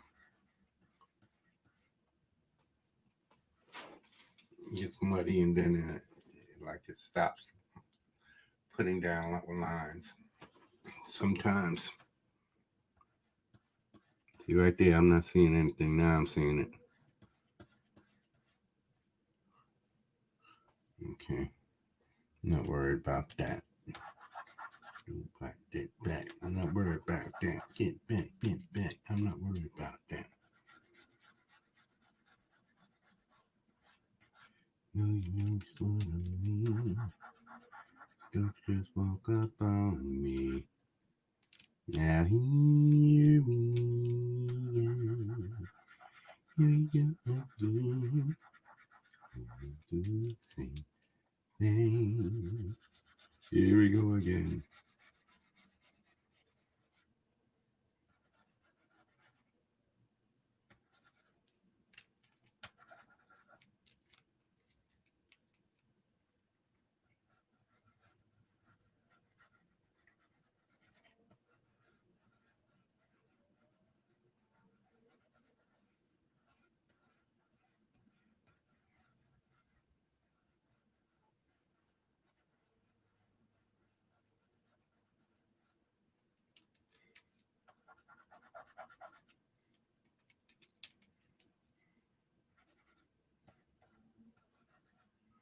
You just woke up on me.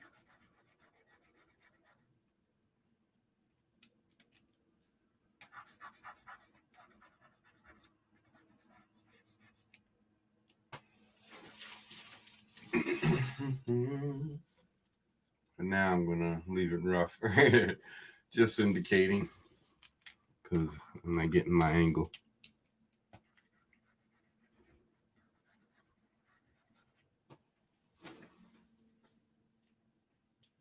I have to come back to that. But yeah, I want to also change this hand. I do not like this hand. It's too mimicked with that other hand.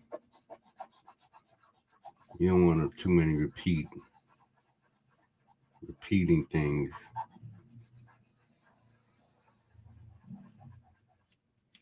So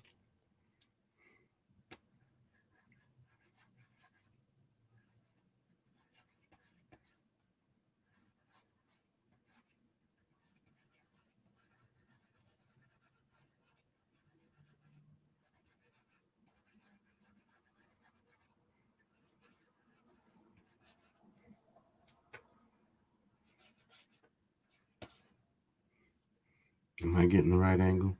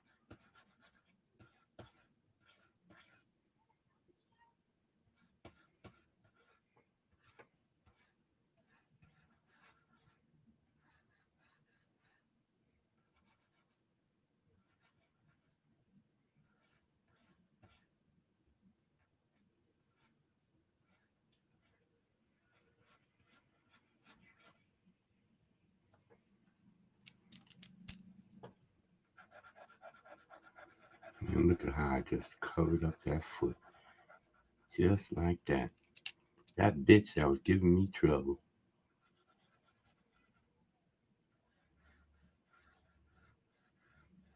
Bitch ass foot that was giving me trouble. Look at that.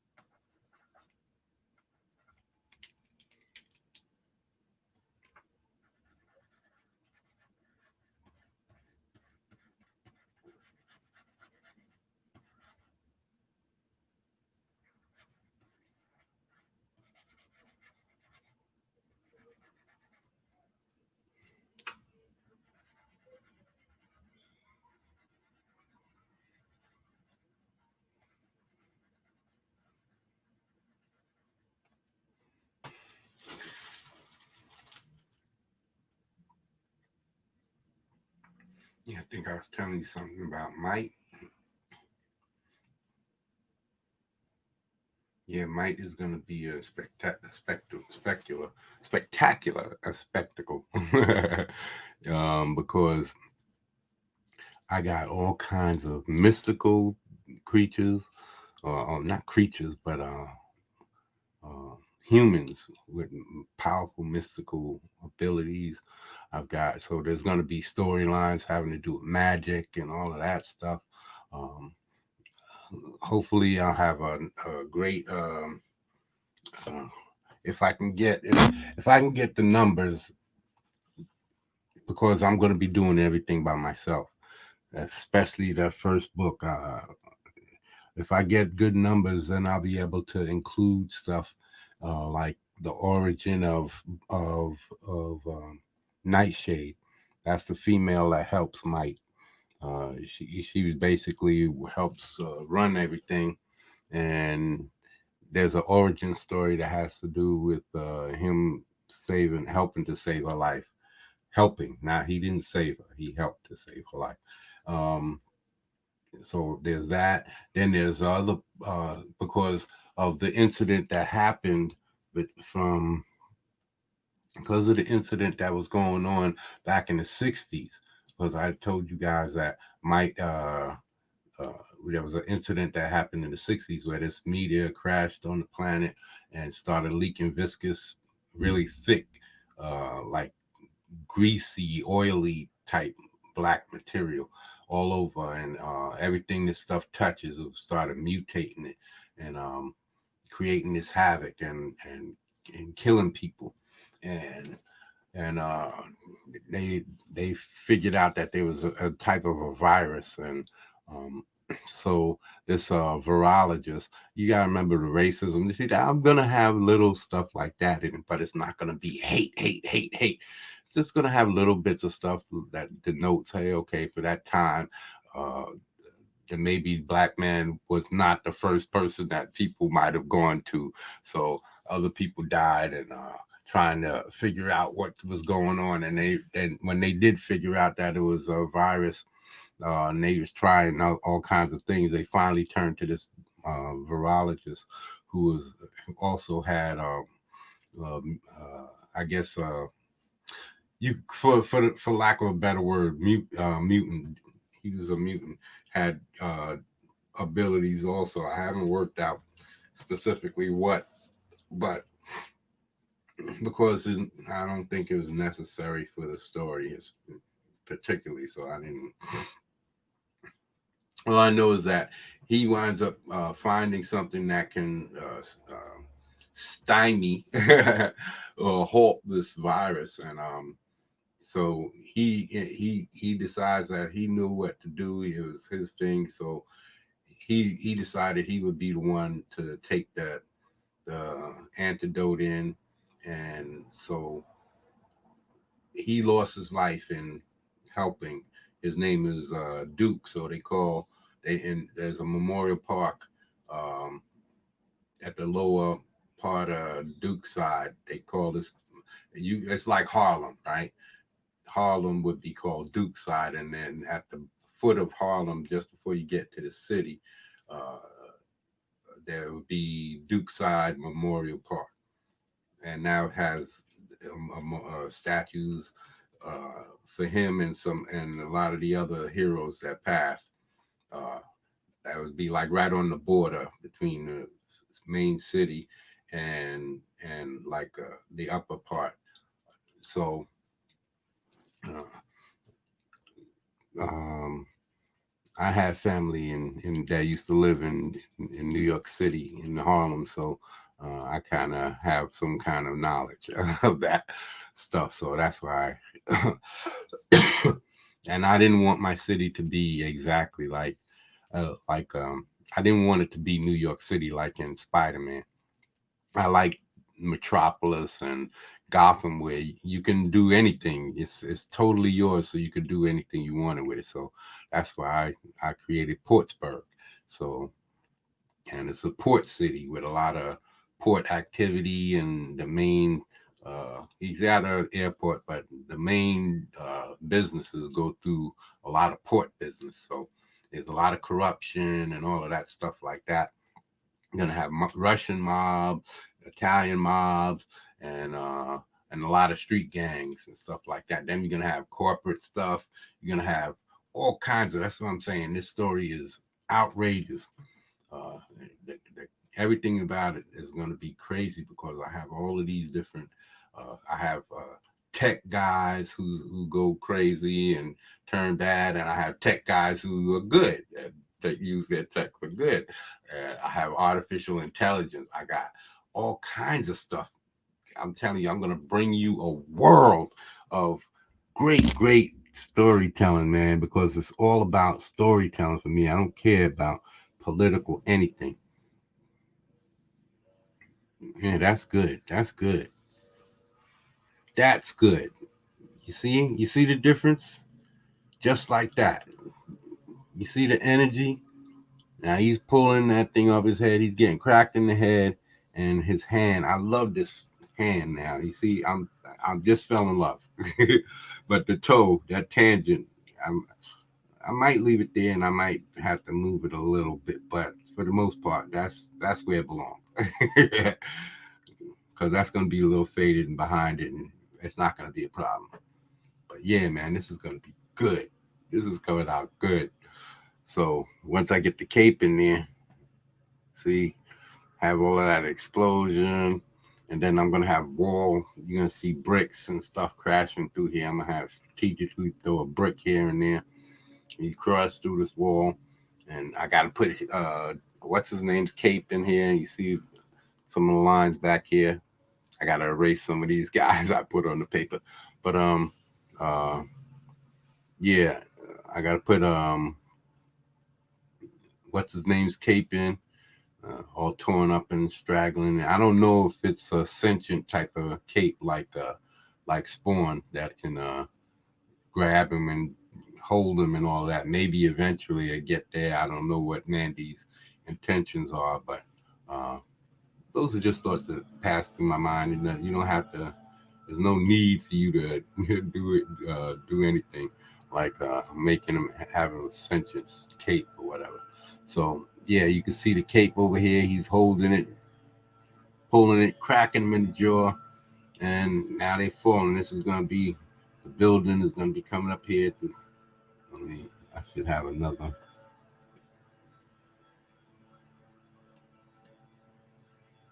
See, I don't even need that no more. See, that's the paper that I had. I don't even need that anymore. I could put something else there. I could put another layer there for the buildings and stuff. Matter of fact, that's what I'm gonna do.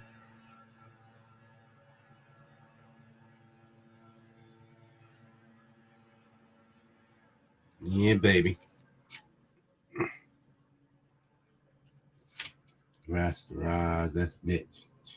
Rasterize that bitch. Okay, now that's gonna be for the buildings. Okay, now from here we can. This is gonna be the vanishing point down here. See, so up here we can get the buildings coming up like this. All of the lines for the buildings and the windows and all of that stuff will come up from here, and maybe even show a building on the other side of the street in the background.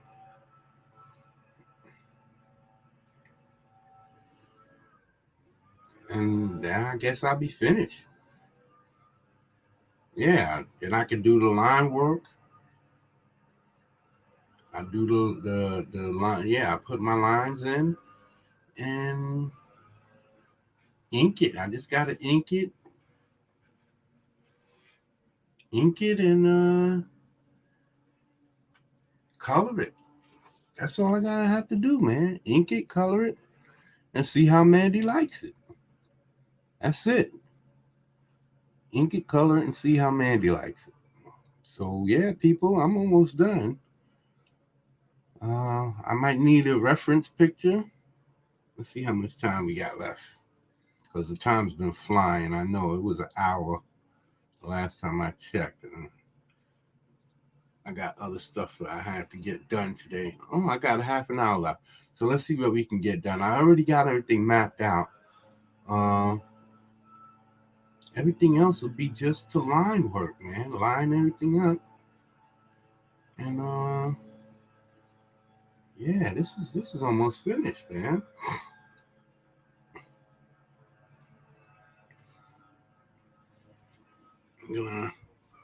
Where's the cape? Go to this one.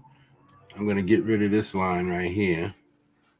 And get rid of this line right here and bring it down like that. And I'm gonna get rid of this right here. In the background, all that stuff in the back.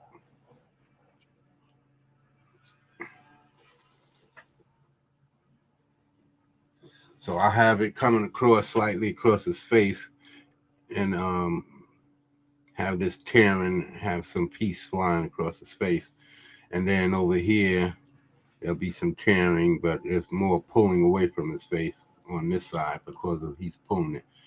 And you can see I have this stuff, and it'll be fraying and stuff all over the place. This stuff in the back is stuff that I gotta delete. Hold on, let me see. Where's these lines coming from? Okay. I can delete that on. I can delete.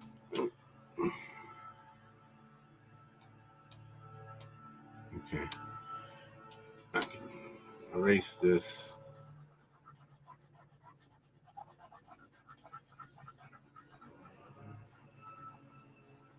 I can erase that, and then yeah. Even though those lines was helping a lot, we're gonna put it on that layer though. And put it on this layer though.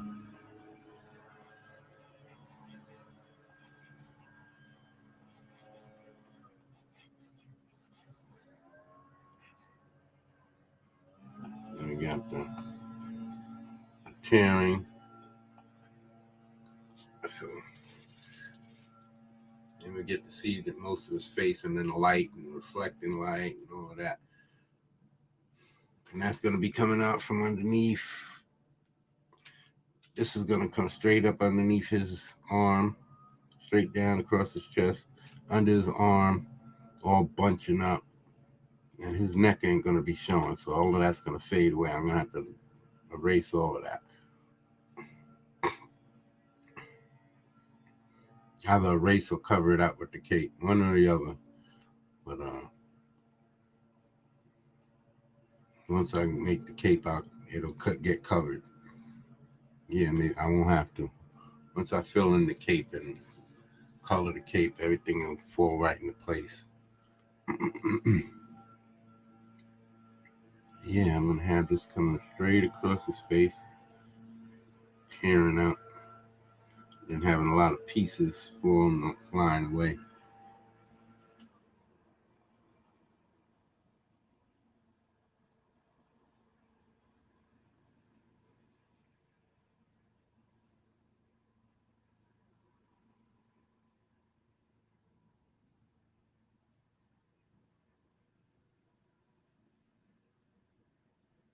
Yeah, so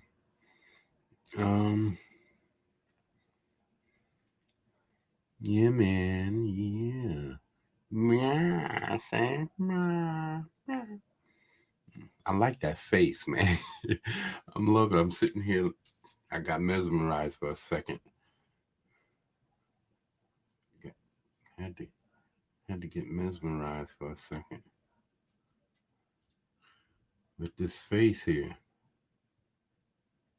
I don't know what layer I put it on. There it is.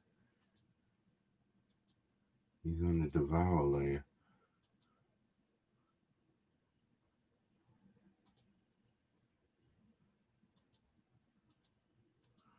Yeah, let's get rid of this. In my way.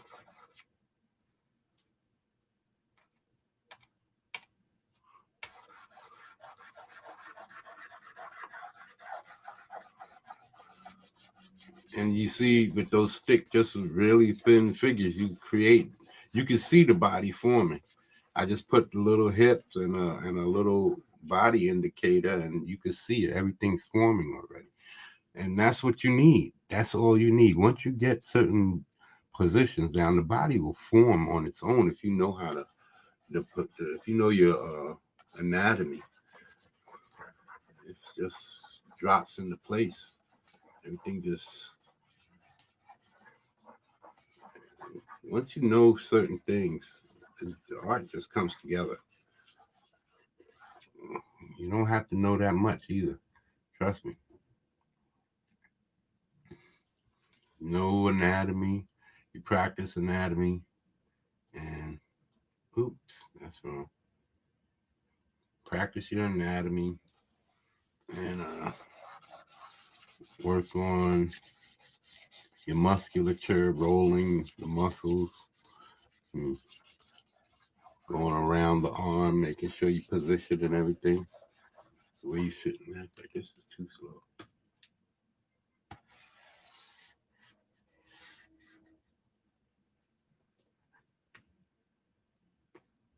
Could have did that a long time ago. Wasting my time. You can't be wasting my time. It's a communication for us. Maybe we can make some sense. I'm not the kind of woman that you can play for a fool. Use and abuse me and just act like it's cool. Can you tell me what's on your mind? What's going on in your mind? Is it everything you want? Is it gonna find? Can tell you I can take you where you wanna go. Just stand by my side. Show what you want. Can't be wasting my time.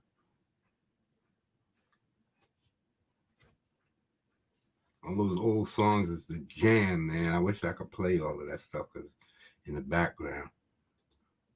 I love that shit. Can you tell me what's going on in your mind? Is it affecting you? Something, is it love you wanna find? I can take you where you wanna go. Just stay by my side. You can't be wasting my time.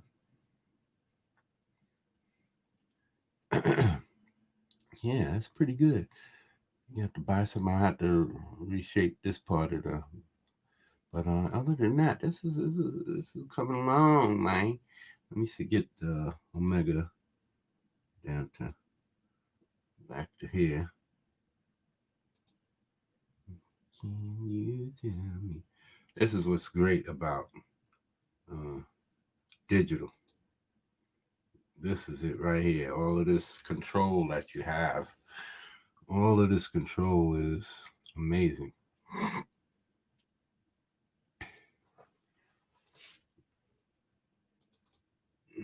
Put this background.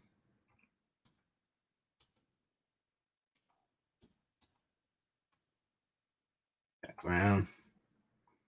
Okay, Mega Atlas, Cape, Devour, and then I'll do one more for Devour's Cape.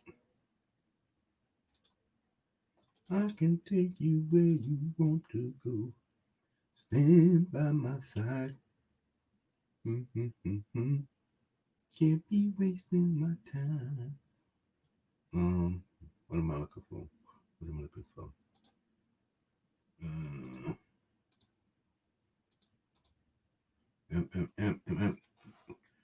Devour Cape. D Cape. D Cape. D Cape.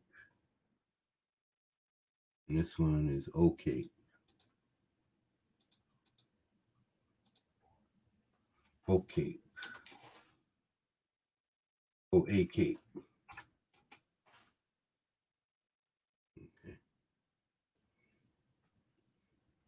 Alrighty then.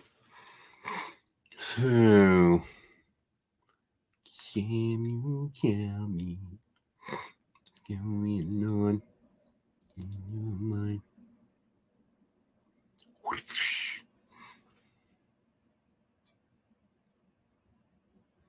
You see this? It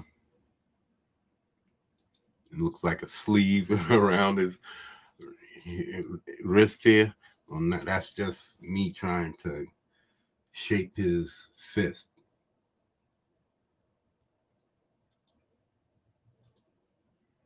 That's just me trying to shape his fist.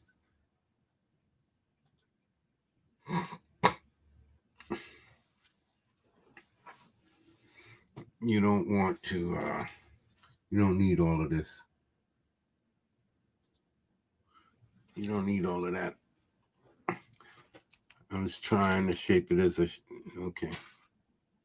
Devour.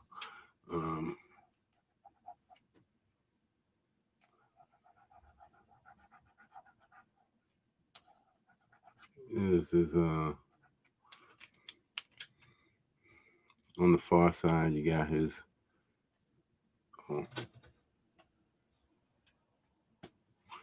the far side, you gotta have his, you're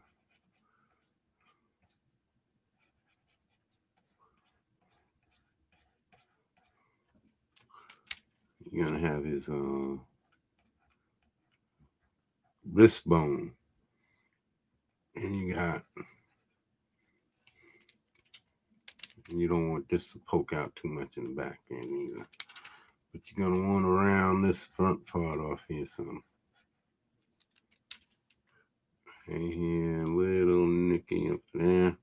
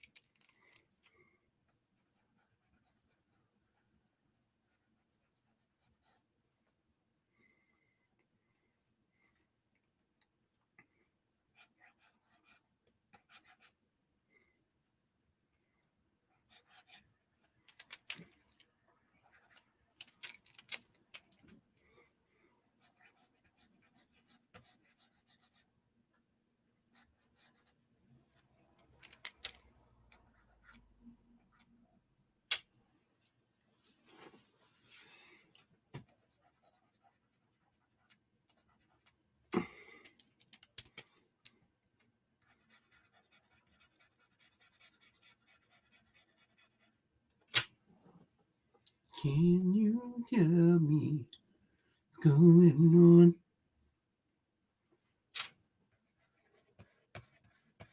on? This bicep is irritating me, man. I'm gonna have to do it.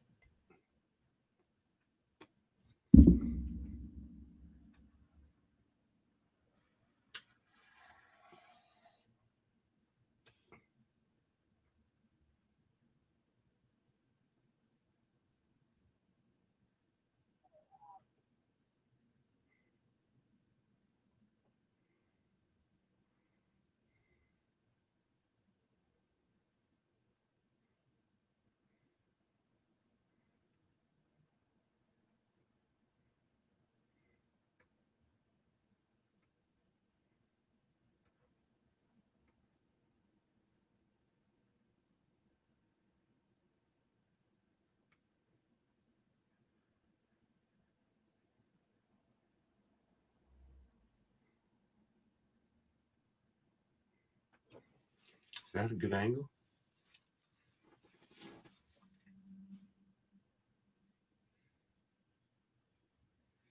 It looks a little better, but it's not that bow. It's not that bow in his arm that it was before.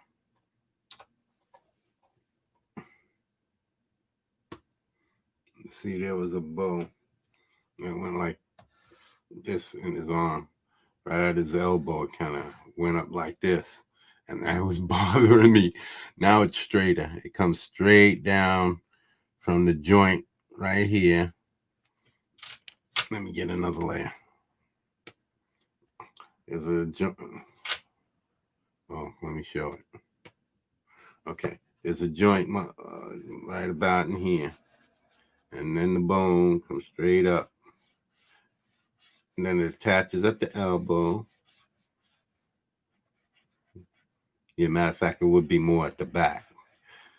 Attaches at the elbow because it's going back to that elbow, and then there's two.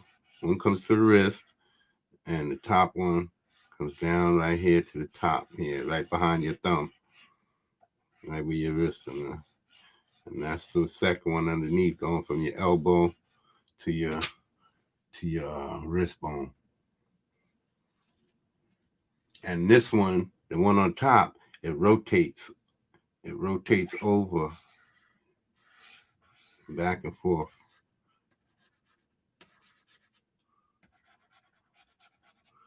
So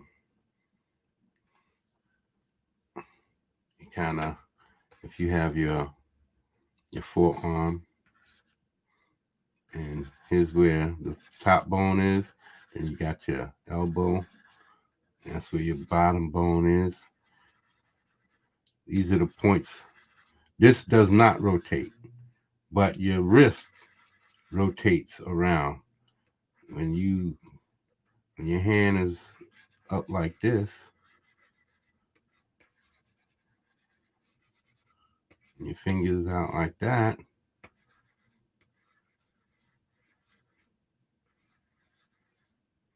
right? In your hands, but when you lay it flat, where you got your hand out like that, that's your thumb,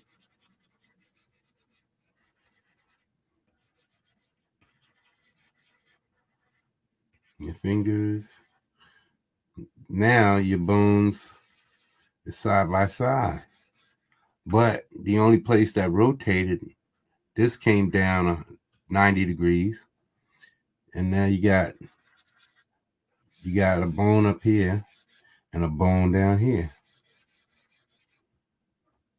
This one is in front, and it rotated a little here, and it rotated a little here, and then you got the one in the back that don't rotate. This one at the elbow, where your elbow is, that doesn't rotate. Just down here at your wrist bone, in the back, the one in the back. Now you can do the same thing the other way, where you have your hand palm up.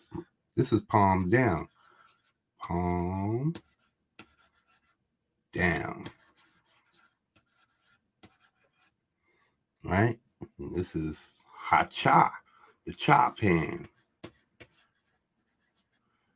Where Dan Frager says is always lined up. Well, palms up and palms down, the elbow does not line up because the elbow is down. And your palm is going in this direction.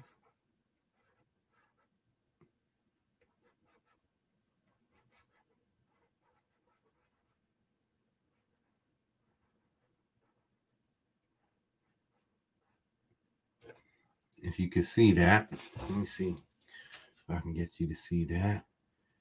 You see? See how it's pointing in away?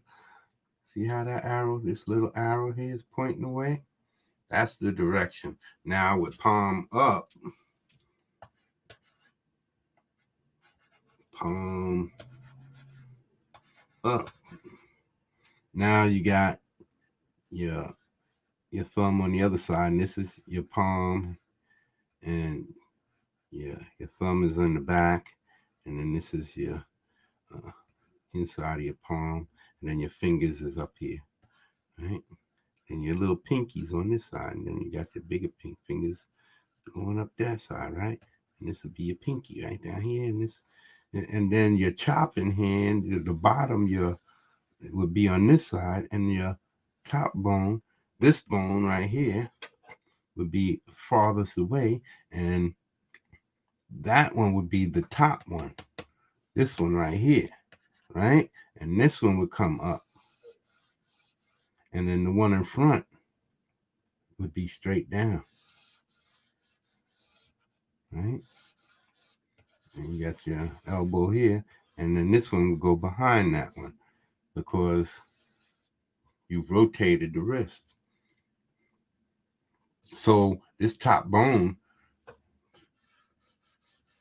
is floating over the top of your wrist, your elbow bone.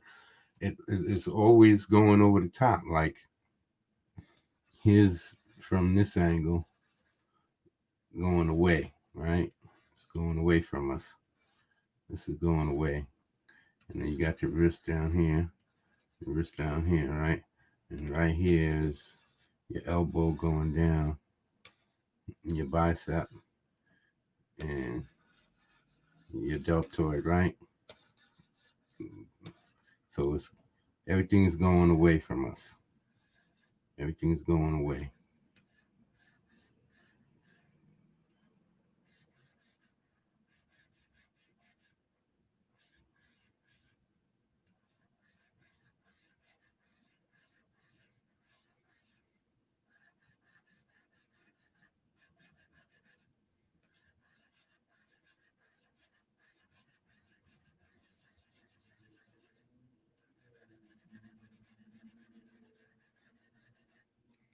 It's important that you see that it's going away.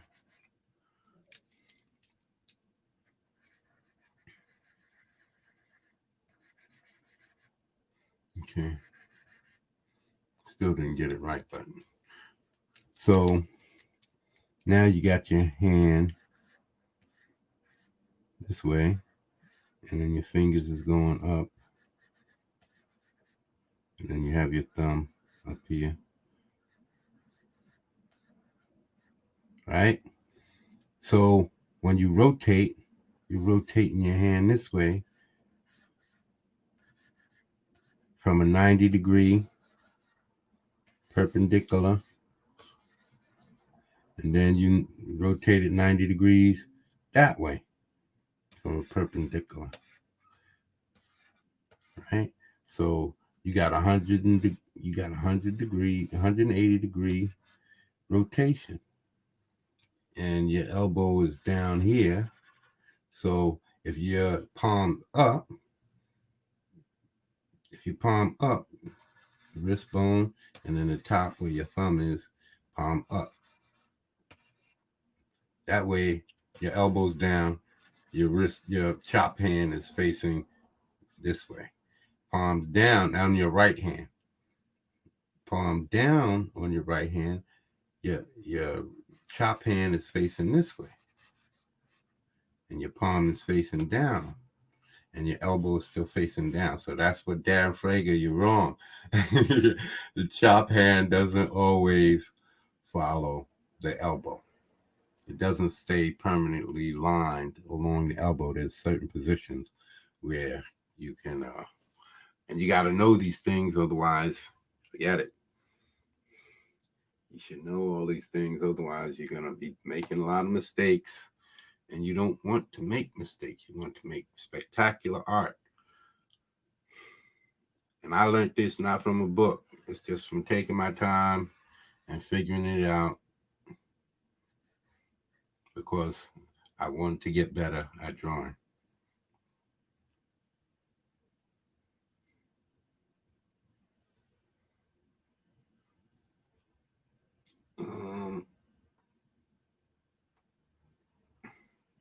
Okay, I could have got rid of that too. Okay.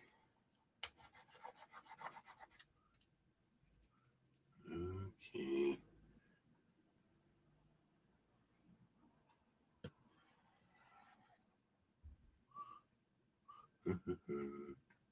Green giant. Alrighty then.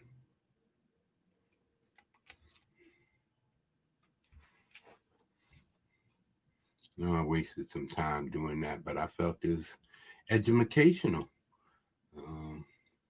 And this is almost done. His hair is not as puffed up as it was. It looks a little bit more slick. I'm gonna have to bring the back of his hair down some. Let's get this on Devour. Okay.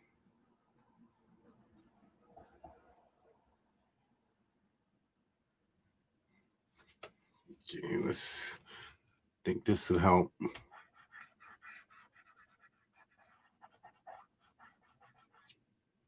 Now it's poofy in the back. Yeah. Pencil. Give me my pencil, sir.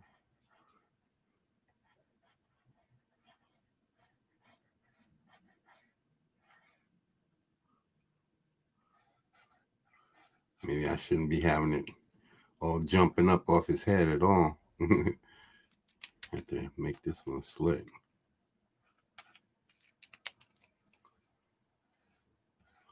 Should have that stuff was matted down on his head. Head shape.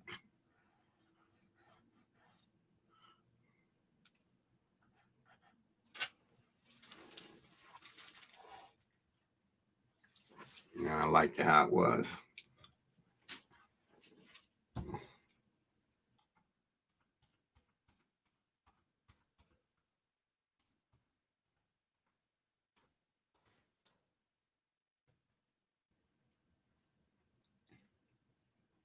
Needs some shaping, but I like it better like that.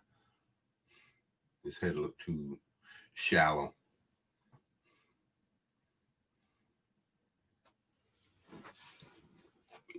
Okay. Pencil? Yeah, pencil.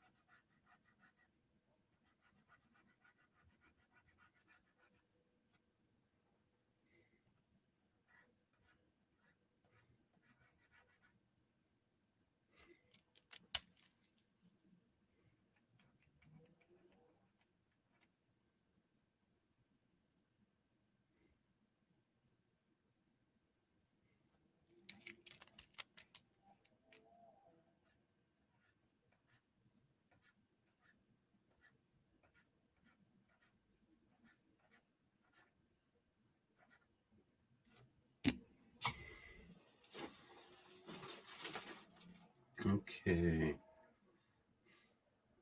That's what it's wrong. He looks like a daggone monkey. He looks like a baboon or something. I gotta work on his face.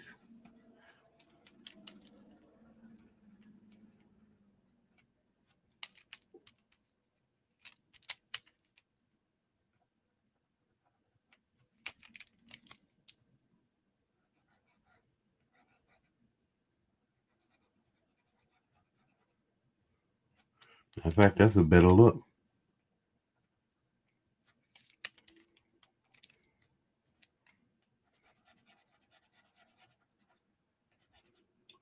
Come on with this.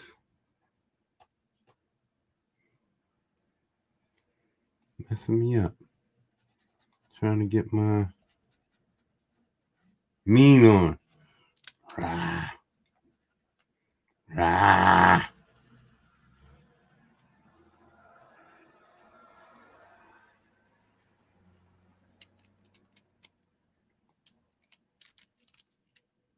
Get rid of this here. This is helping to make his monkey.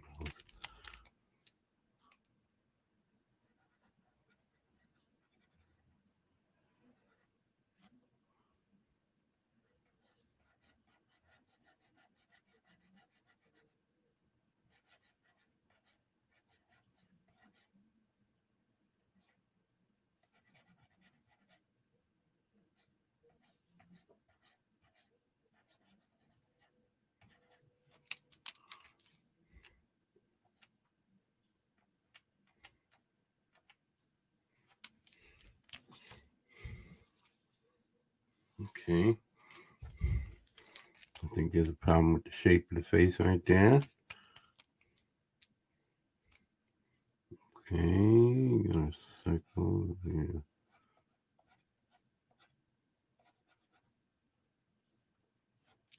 Okay.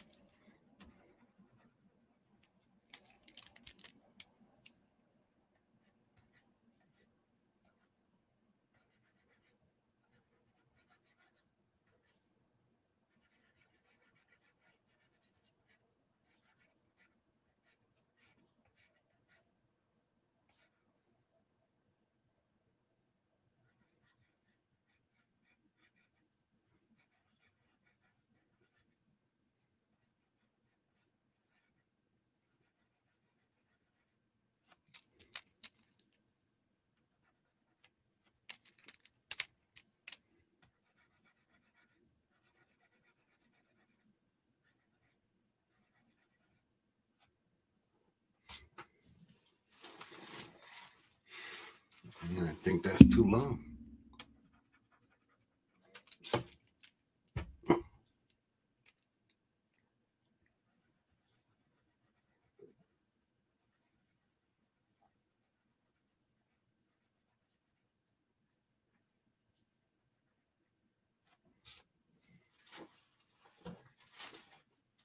That looks better. That looks much better.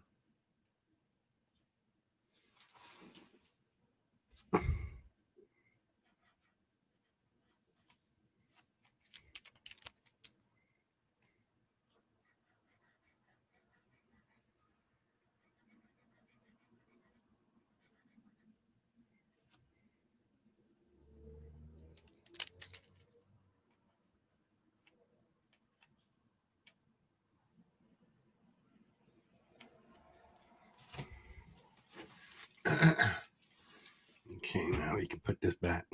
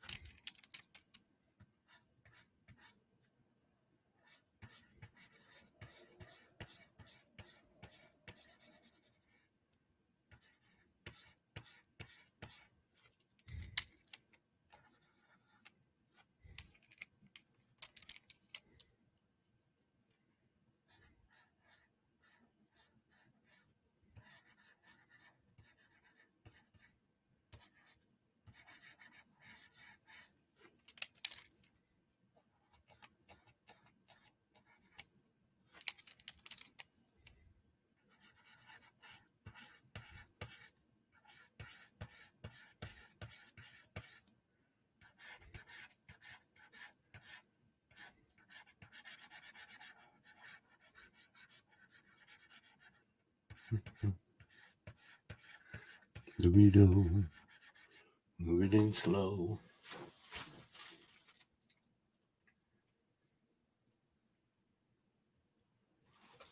I'm gonna have to do something with this hair. It has to be more precise. I'm gonna have to do something with it.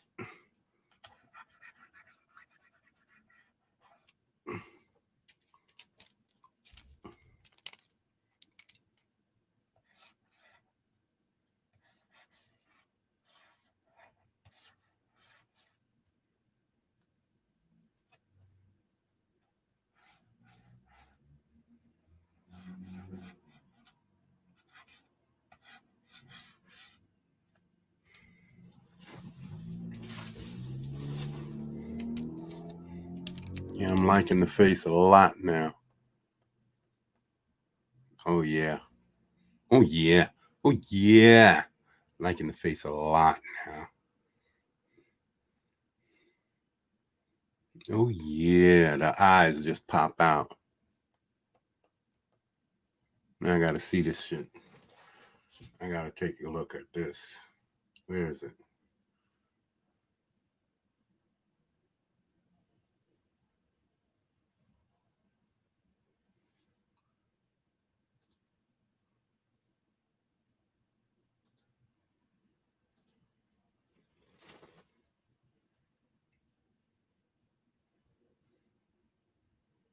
Yeah, that's good. I'm liking. I like it. Yes. Yes.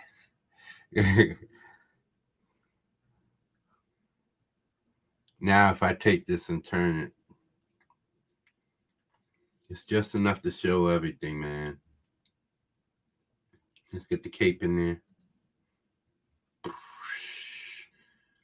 It's not going to have all of that stuff in the back. It's going to have just those lines going across, pulling everything up underneath him, and in his hand, tearing away. Yeah, something trailing off in his hand. Like that. Maybe a couple of pieces tearing away.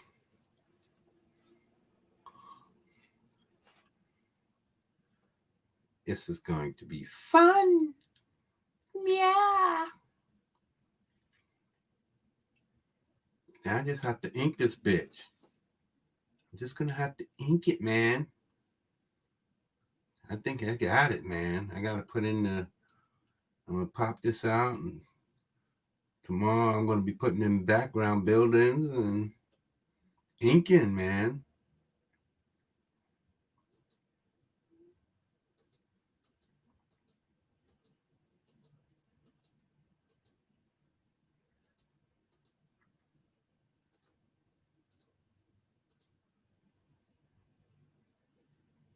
What the heck is that doing there?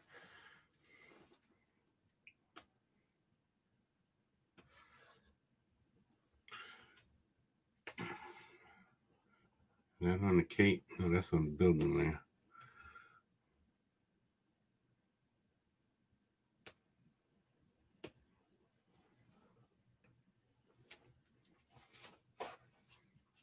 But yeah, baby, yeah.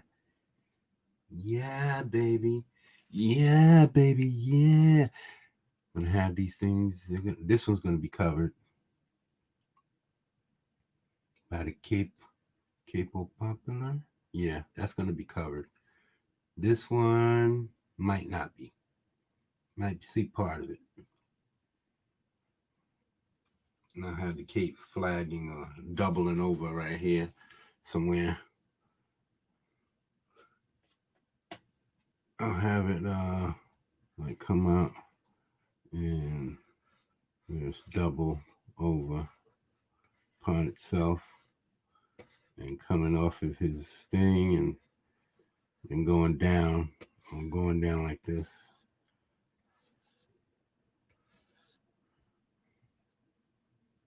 Doubled up here.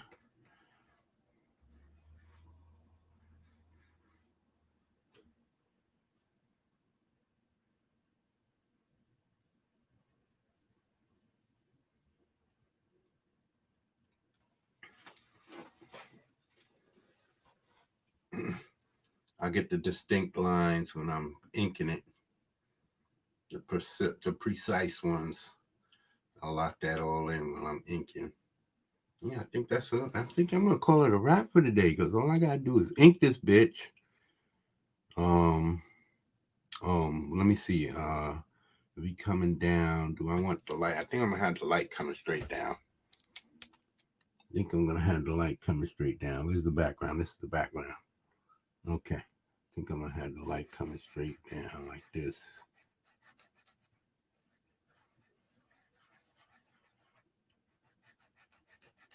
Or maybe not that shallow. Hold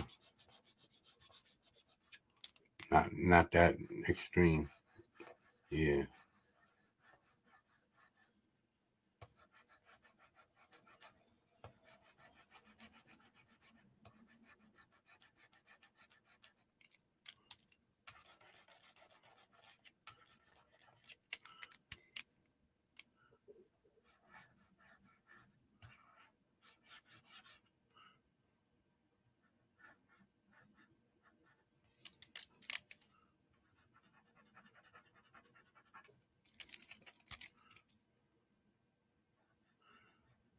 Take as much time to draw this as I do everything else, huh?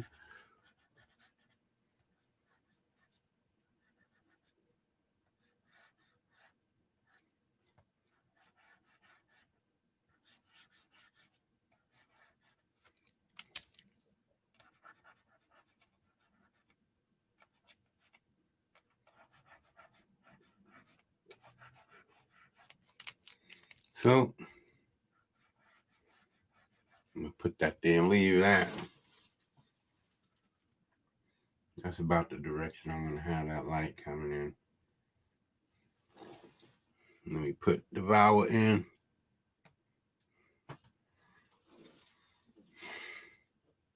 Yeah.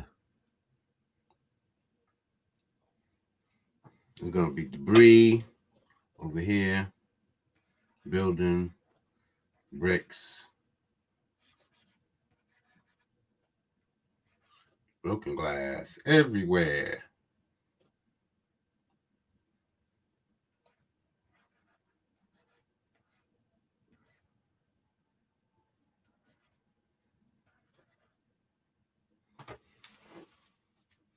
I'm gonna be breaking stuff. That's what's gonna happen in the next tomorrow, but it's gonna be offline. I don't need no pressure. Even though I've been doing pretty good, it's just that I gotta speed it up a little. But other than that, I've been doing good. I've been doing good. But I'm gonna get better. The more I go, the more I do, the more I see these bodies in these positions, and it's gonna get easier and faster to pull out the musculature and everything. So yeah, this is all gonna get faster and easier because I've already been here. I was just regaining all of the knowledge that I've developed over the years. It's not that I've lost it; it's buried deep in my brain, and I have to draw it out. Excuse the pun. I have to draw it out. So yeah, man, I'm gonna call it a wrap. And tomorrow I'm gonna be back up here drawing probably most of the day, inking and getting the buildings in, maybe getting a reference or two to make sure I'm doing everything right. And the hardest part is gonna be doing my hatching. Figuring out how I want to cross hatch, and that's the part that's gonna have me stunted because I haven't really developed the style that I've been practicing, but I haven't found something that I want to try without trying to have my work look like a lot of other people. So again, thanks for coming, man. I think I appreciate you guys coming through out here. I know that draw streams are boring and long, and I fell asleep on y'all a couple of times, but that's because I'm a night head, man. I'm a night guy. I've worked 18 years putting signs on buses, and that's at night when the buses are inside the depot. So, yeah. Stick with me, man. I'm going to bring you all a lot of stuff. I want to show y'all some of these other guys that I like this. I would love to separate these guys and draw them out, draw them complete and then put them on a compilation page. This girl's head is so big, man. But I think I'm going to call her Black Eye P.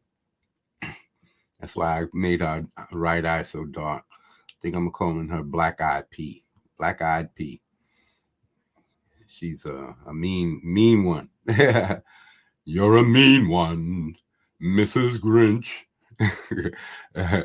So, yeah, I'm not used to drawing the sucked in stomach look. So I was telling Dan last night that this is kind of a new style for me because I usually don't draw these long lines. I usually use these shorter sketch lines instead of these long curves and lines, swooping lines like that to create my muscles. And this the one in the middle feels a little bit more cartoony, just slightly, than this guy in the right, in the back, because that's more how I draw. But this one, I was just doodling and messing around and just throwing in those long lines, and they kind of just came together, man. So it came out looking good. I liked it. So might try to work this out. Like I'm saying, I have characters that I can make a little bit more funny and have more jokey and stuff like that. So like this guy in the back, Afro Centon, he is an Afro Centon, where their power is like Hercules, and not Hercules Samson. He's got his strength in his hair. So and yeah, so I'm gonna be fleshing. I have so many characters. I don't know what to do with them all. I'm gonna give away 20 or 30 to Dan because he's been so helpful to me.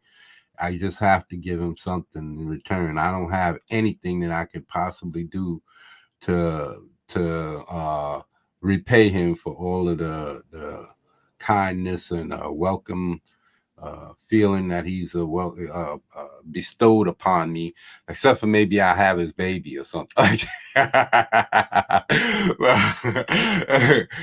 I'm not gay. Just a little jokey joke. So, but yeah, man. That's all I can do for now. Maybe work with him on a story, and if he got anything that I can help him with, I'll give him. I got a lot of ideas, a lot of story ideas, a lot of character ideas. So, like I said, I can give him characters with the stories that pop out of my head, and he can do what he want with it after that, you know. But I owe him. I owe him big time.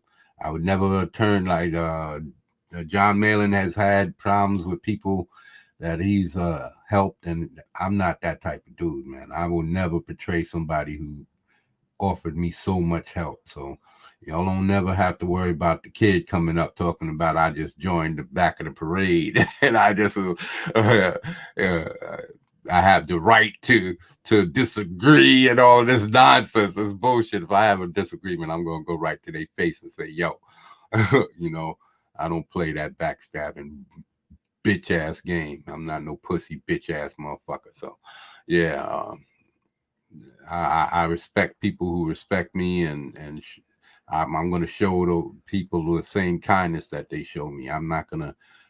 I would never.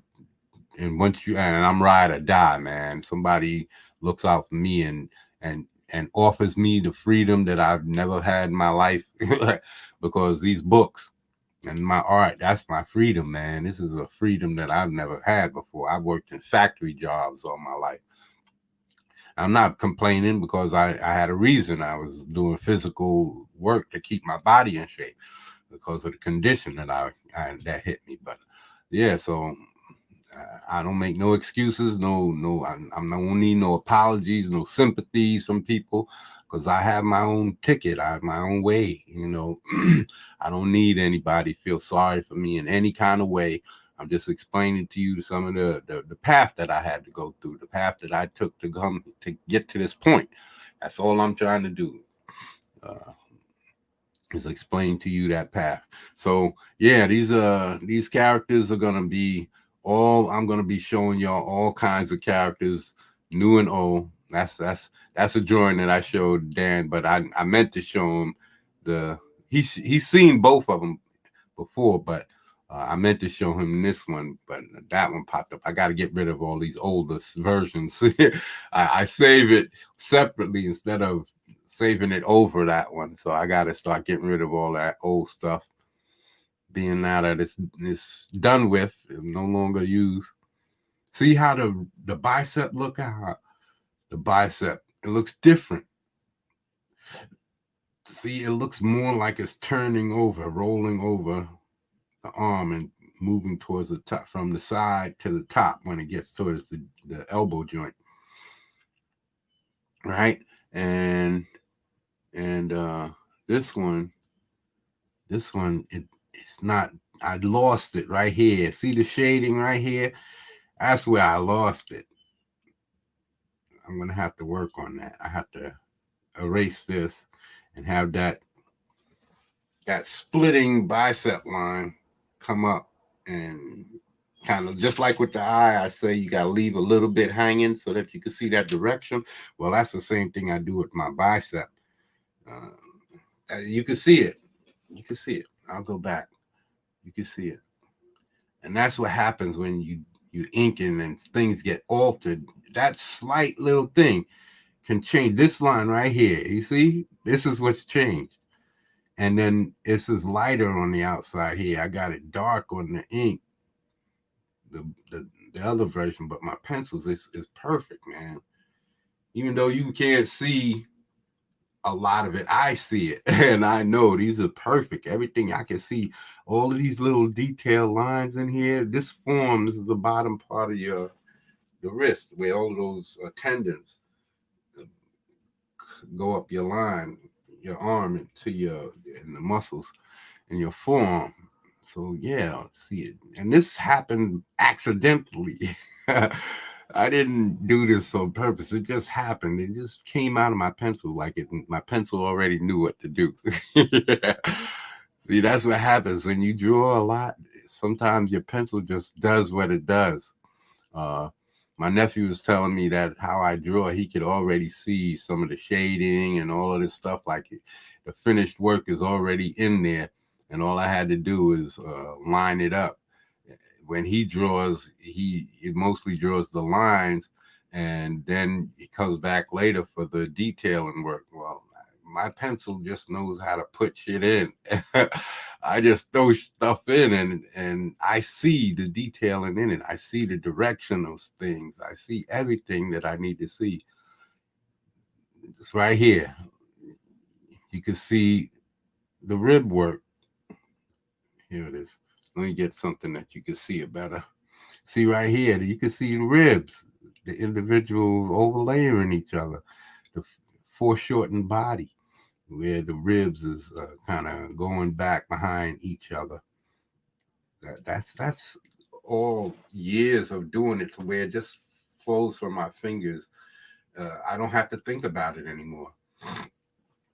And that's what you got to do. You have to draw until it's second knowledge, is second nature to you. It's you don't have to consider everything that you're doing because your fingers know, your pencil knows. The pencil don't know do squat. It's your finger, it's your hand eye, it's your mind's eye. Your mind's eye has all the information in your brain because you've been watching this stuff all your life. Every movie you've ever watched, walking around, watching people, your mind already knows these dimensions. You just think you don't know it. Uh, but your brain knows it, and you just have to get it to your fingertips. That's it.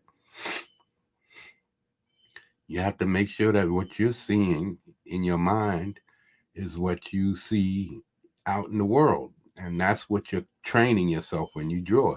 You're training your mind's eye to see what your eye sees in the real world.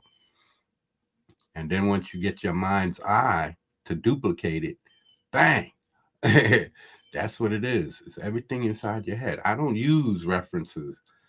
I'm going to use reference for the buildings and stuff like that because I don't hardly draw buildings a lot. That's not what I'm concerned about most of my life is getting the human body because that's what people are coming in here to see. They'll spend some time with looking at the backgrounds. Yeah. So you do want to make it dynamic and stuff like that. But those are just lines. The human body is the theater that you're playing with.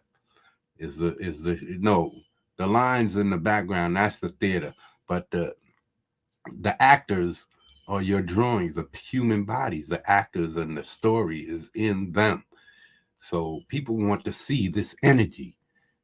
People want to see the energy of somebody getting knocked around in a battle. This is what people want to know that you can do.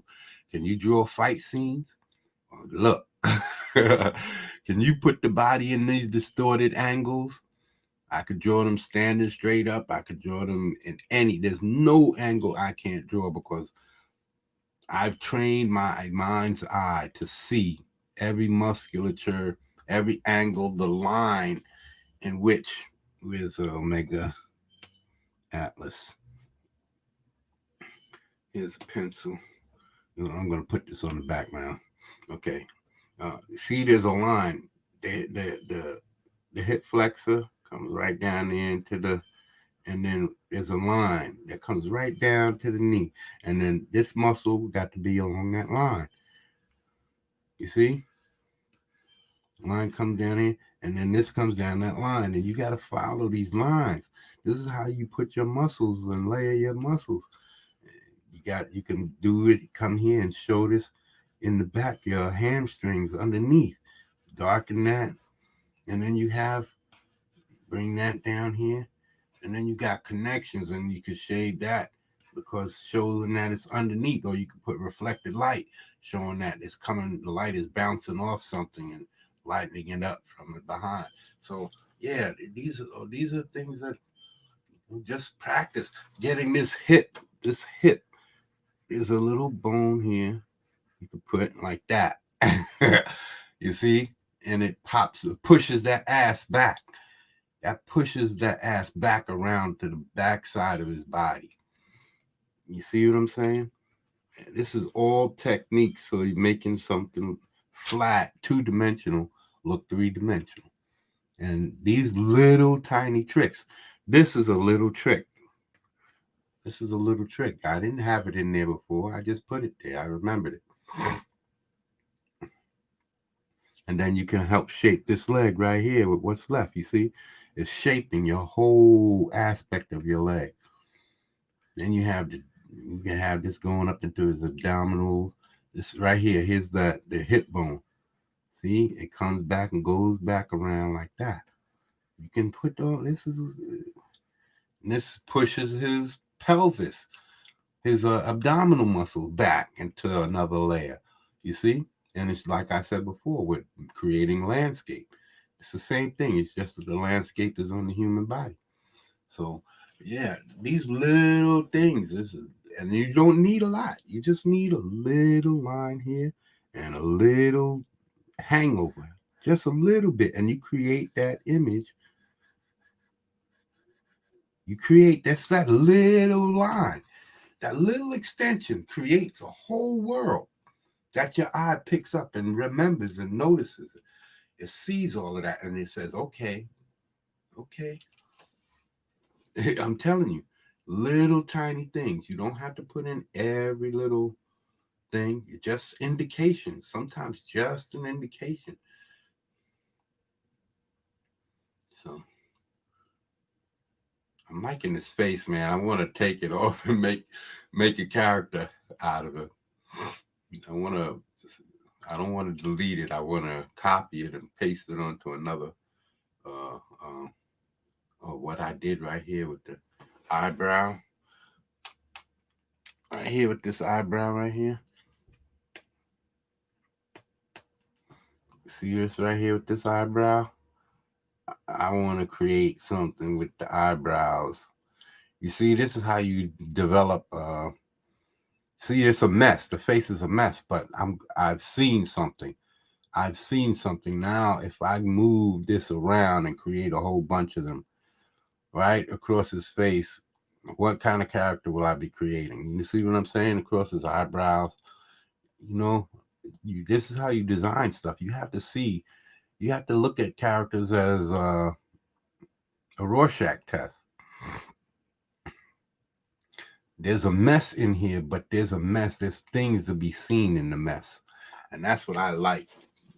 That's why I create. Look at the arm. Look at this arm. You can see muscles. You can see this direction that the arm is going because of these curves right here. It shows you everything. You can see right here, there's a striation in the muscle. All of this stuff is, you see this line going back in here? It shows depth of the arm, how far back it's going.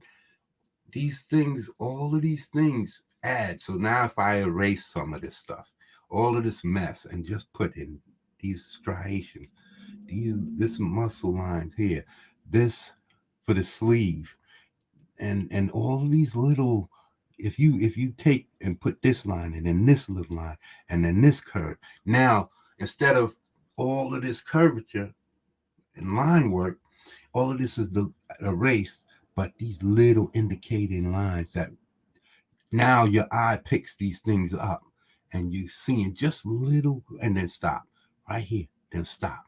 It's not all the way down. It's not all, but you have indications that show the striations of the muscles, the little different striations going down the back of the arm, and you see things. And this is what guys like David Finch says. Even though the forearm muscle doesn't have like the Smaga now. Okay. The forearm muscle comes down, right? Goes over. Then out of here, there's then shun and shun, right? And then there's this one is the bottom where the bone, and then you have one that comes up like that, and that kind of rounds out the arm, right? And then this goes to the wrist bone. But basically, this is how a forearm is built, right? You have your this is your wrist bone, and then you have your chop hand, and this goes up to your thumb, right? I don't want to destroy the skull, but I like to create that long because I know that's what the arm looks like. But other artists will add more, to give it that extra. You see, so that you have extra going on, which gives the eye more to look at. I don't need that extra because I like to keep it more realistic. That's where my art is. I don't like creating the extra. It bothers me. I might create an indication. You see how that right there, that little, and then there's a line coming up. These little things, that's what I'd rather do. Little gesture things. And then the elbow, this is the arm, so the elbow would be right here. So, and that would separate right there.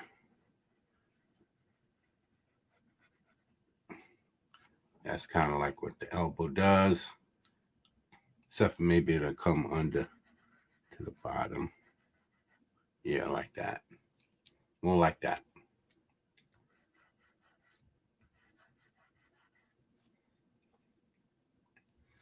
So you want to get the thicker shadows back where these overlays, because that's where it'll be harder for the light to get. So, and underneath here, like that. Underneath. See?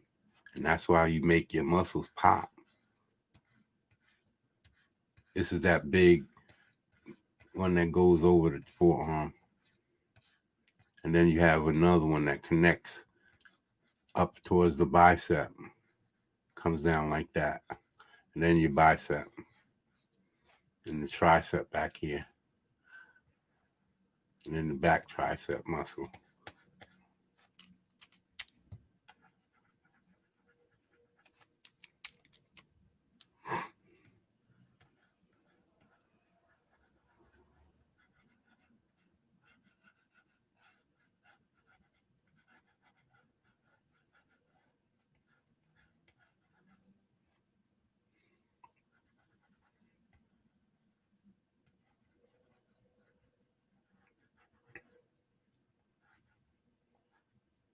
Then you get your deltoids.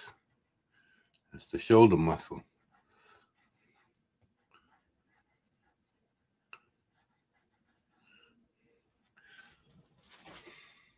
So yeah, that's it. That's it, fellas. So for all of you guys who's trying to draw, and just pay attention to your anatomy, man.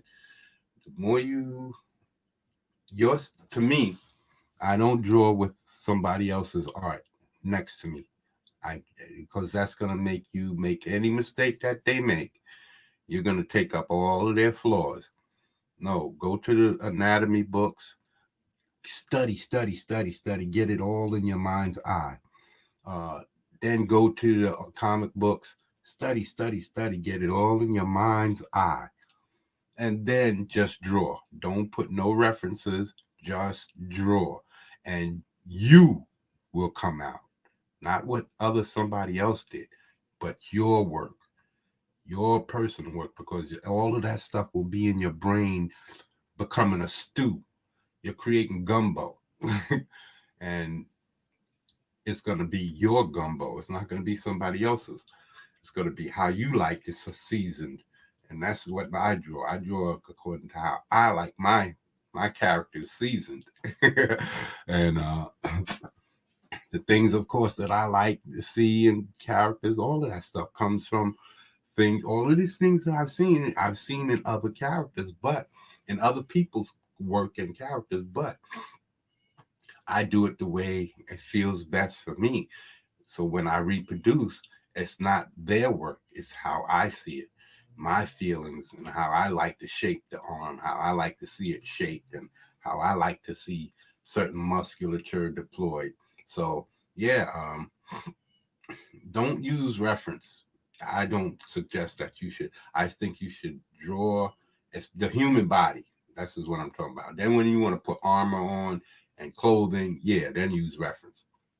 But as far as developing your own style on how to draw a body, a human, the musculature and all of that, trying to get, do not use references. Do not use other people's comics. Do not use anything but your own work. Improve upon your own work. If you don't like the old stuff, improve upon it. The stuff that you don't like, you improve upon it. And that way everything becomes yours. So yeah, people. Oh, before I go, I did get some I did manage to pull up some. That's what I was doing. I hate not doing my due diligence. Not doing my due diligence when we got here. First we gotta go with Dan Frager. Got to support Dan Frager. We got to back him with this badass cover of Rob Willis's work. Oh, I did a close up, but this right here, this is the drawing right here. What I was telling Dan last night. You see, homegirl right here. That's Black Tit. She's canceled. She's canceled. That's Black Tit. Yes, that's racist. That's like blackface. Yeah, but look at this Rob Willis cover. Come on, man. Come on, man. We got to fucking give props to the man. I think we share, but his style, he's got that more dynamic to his. I'm learning my dynamics to get more outrageous.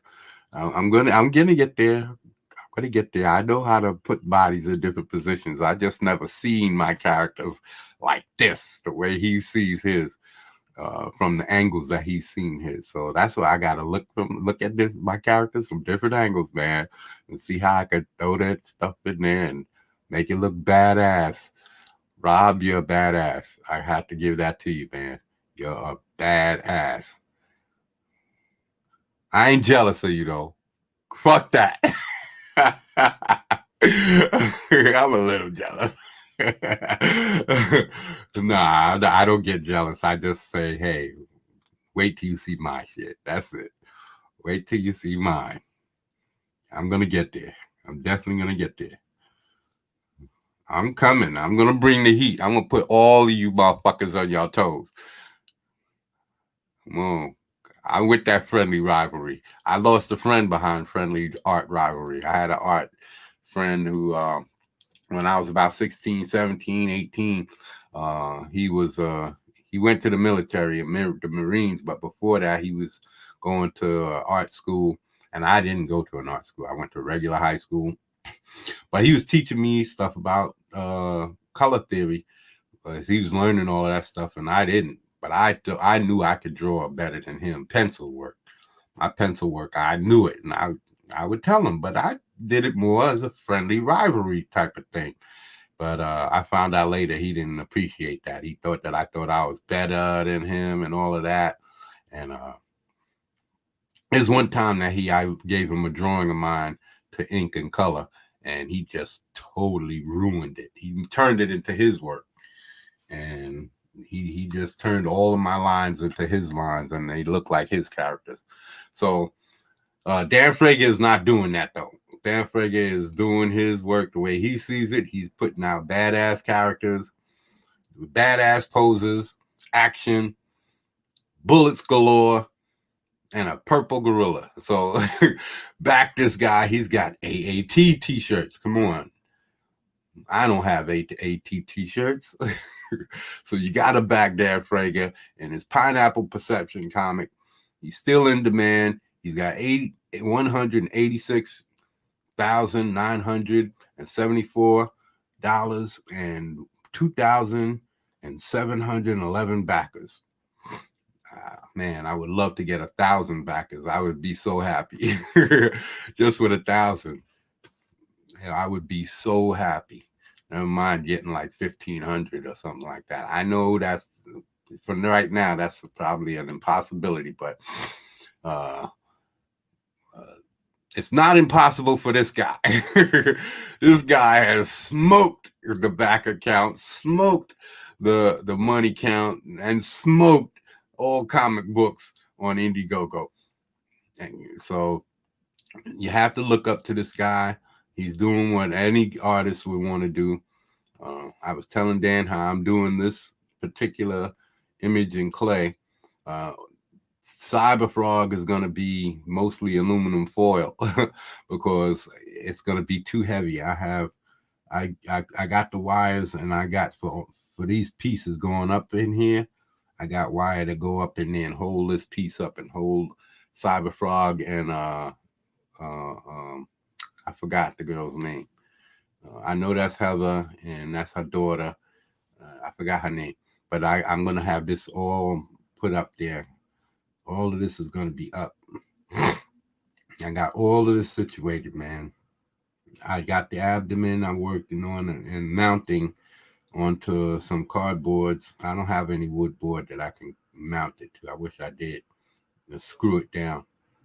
But I got a few cardboards that I've tied together and tried to make it thick, and then weighed it down with some wood and some and also to take up some space, so I'm not using as much clay. I want to use a small rock, a palm about the size of my hand, and give weight to the base, and but I haven't found the right one yet, so I haven't done that. But I was thinking about putting some rocks here because it seems like his body is crashing into rocks and all of this debris. I won't be able to create the debris though, but I will be able to get Heather in the background right there like that. Even though she doesn't have another leg, man. I'll be having her jumping off of a rock back here or something like that. See, I was thinking about putting another rock right here in the background, right here underneath her, so that there could be another Vespas crawling up in the background, right?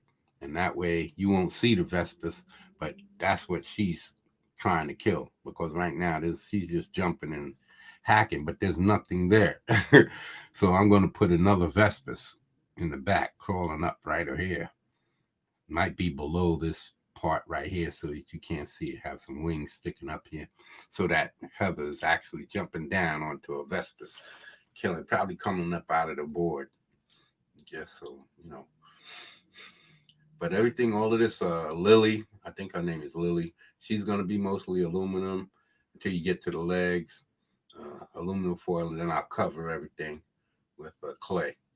That's just to help make things lighter, so everything's not weighing down and pulling down, and everything will be more stable. But yeah, I'm working on. I got the abdomen worked out. I got the wires coming out.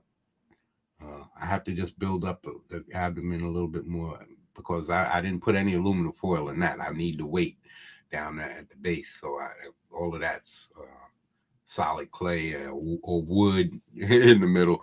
I pull out some branches and cut them so to help to stabilize the wire, and then I wrap that all in clay. So for the base, all of this is going to be, I have some rocks down there to hold that in this place, and I'll be able to create a little bit of the crumbling, but I'm going to be able to do all of this flying rock thing, the debris all over the place. I only be able to do one, and then maybe have her be back here jumping off of a rock that way. That's how I'll have a standing up there. But I'm gonna have to put another leg out here. There's gonna have to be another leg out there. Being that the right arm is further back, the left leg would be perfect to go out in front of her, like she's jumping. So, yeah, I don't know how long it's going to take me. I've never did a sculpture before, but I know I have talent, and I can see. I used to do sculpting back when I was a little kid, 12, 11, 13, when I was really getting heavier into drawing. I would do hands because I only had this little ball of clay, so I would do a hand or a head or a torso. So things that help me learn to draw. And believe me, doing clay figures really helps you learn 3D dimensional stuff.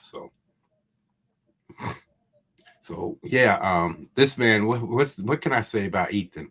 Uh, I thought it was $25 for Salamander. Oh, this is for both of them. Okay. If you just want to get the both of them, okay, I got you. Yeah, 25 for just the PVC toy. Okay. I eventually want to get all of this stuff. If I had the loose cash, if I had a campaign already, I would already have all of this stuff. I missed out. I was gonna buy 6 of these honeycomb boxes and sell 4 of them, keeping 2 for myself. But before I looked up, they was gone. I played a video game one night, and I when I finished, I went online on YouTube, and they was talking about the honeycomb box. I was looking at what I missed over the night. They was talking about their honeycomb boxes. So I said, oh, if they're selling, let me go over there and pick one up. I came to Indiegogo and they was gone. So when I went back, he was talking about how they sold out. I was like, dang, God, I should have just watched the video. But yeah, man, I missed out. So that's my fault. I was just scared to spend the money. I was scared to spend that $1,000, man. When you on more of a fixed income, you can't just take money and just spend like that. So I learned my lesson. Well. You see, you can't please everyone, so you got to please the graveyard shift. And this is John Malin's Graveyard Shift. He's got Aaron Alfici and Rob Willis doing the cover. Aaron Alfici on the innards, on the guts. So, and Aaron Alfici is a man. He's coming up in the world. Coming up, man. Coming up in the world. I just want to get my art out there and have people liking my art. Because this stuff I can do all of this. There's nothing here that I can't do. Nothing. I don't see anything here that I can't draw.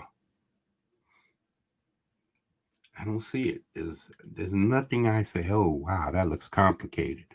Nah, all of this is what I've been drawing all my life.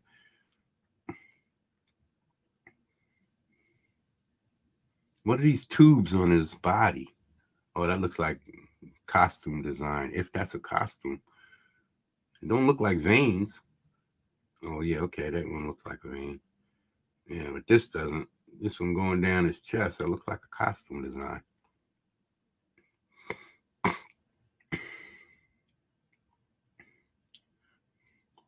You draw really good, John. But you're going to be jealous of me, too. No, I'm just fucking with you, man. I got to have fun. I got to have fun with you, man. I respect you, man. You're a good artist. I got to respect you. It's a must. I don't believe in when you get to this level that I can be better than you. I believe that is the eye of the beholder, you know. When you get to this point in your art, when you're putting out work this good and this good and this good, it's not about who's better, because it's the eye of the beholder. Who's reading the book, who determines whose art they like better. I can't say that I'm better than anybody. But I believe I can sit in the same room with y'all. That's what I can say. I do say that. I believe I can sit in the same room. And that's a lot to say. I'm being cocky, but I've grown up not having people to say, hey, you got good work. I had to convince myself, hey, you're doing it right. You're doing it right. So I'm a little cocky, but I got a lot of humble in me. I'm not so cocky to where I'm stupid about it. I'm just having fun. So yeah, man. I gotta respect the graveyard, man. Gotta respect it. I'm still gonna continue, but I had to stop on the deformity. I had to stop with that because I have to focus on my characters and my story. And so I'm gonna keep working on it, but for now, I had to stop my clay. I'm still working the clay because I could just grab a piece of clay, throw it on, and move on from there. You know, it might take longer, but I can still do that. But I put down the cloth figures. I'm not doing those until I make some time. And then who's Nightcrawler? The girl? Hold on. It says 40 pages. 2 20-page stories, Ruiner and Nightwalker. Nightwalker. Which one is Nightwalker? Is this female?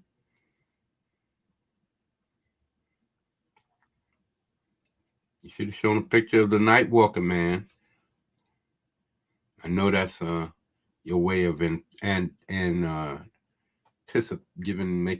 anticipation and building suspense and all of that for your characters. I can't afford to do that, man. I have to put mine out there because I know people don't know me, so I have to show my art. People, then when people know me, my next book, when I bring out Everman or and I think that's the only character. I might have created one more recently that has man in his name, but I don't think I have too many characters with man in the name because I don't really like man in my names for my characters. But Everman, he's one. Um, um, Everman, I got a few characters that I'm bringing up, and I don't even want to talk about their names because uh, even when I did the video showing it's my Bible page 1, I did a video. I covered up a couple of names because I thought the names was just so unique. I've never heard them used. So I'm using them, and so I didn't want to give nobody any ideas. So I hid a few of the names so that I can keep those for my own reveals in a book.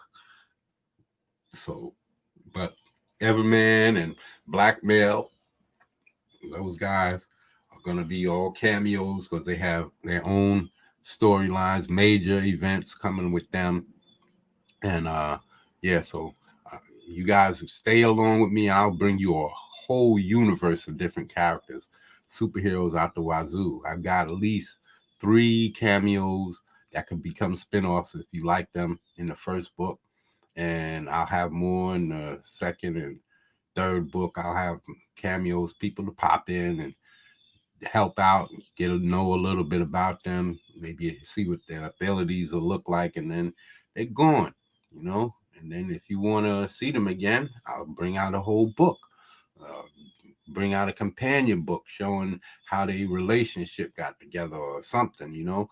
Uh, it'll be something. And then from there, if you want to see them in their own book, I'll have get me an artist and put together a story and go from there, man.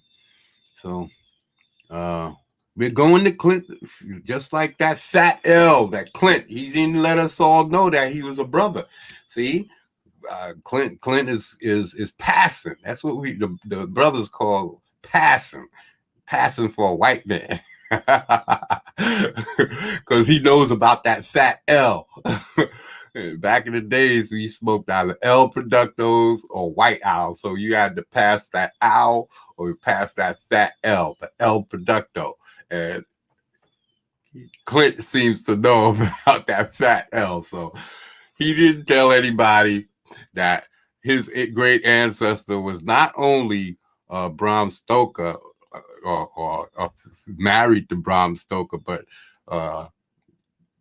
that there was black back there. I'm just fucking with you.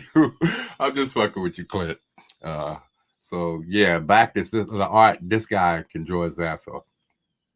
I appreciate. I've seen a lot of body positions and the musculature, the speed lines. This guy's pretty good. Pretty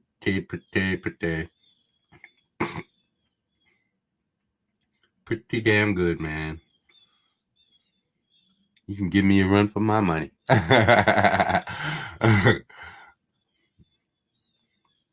Nah, this guy's good, man. I'm telling you, I like the art. I don't draw my guys that skinny, so I can't say he reminds me of me. But there's some things I see that I like. You know, well, I can. I see that. I say that I can say that he does some things similar to how I do, like the shoulder. I like to shape my shoulder with those 3 lumps. The front head, the middle head, the front and the back. The dynamic of the forearm here. There is a bump when you get your forearm built up. There is a bump that shows up there, and I had gotten into doing that, making that bump, but I think I lost that along the way.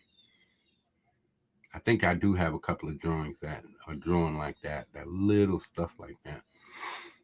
Little bumps in the forearm. I don't make my knuckles that big, so no, that's not me.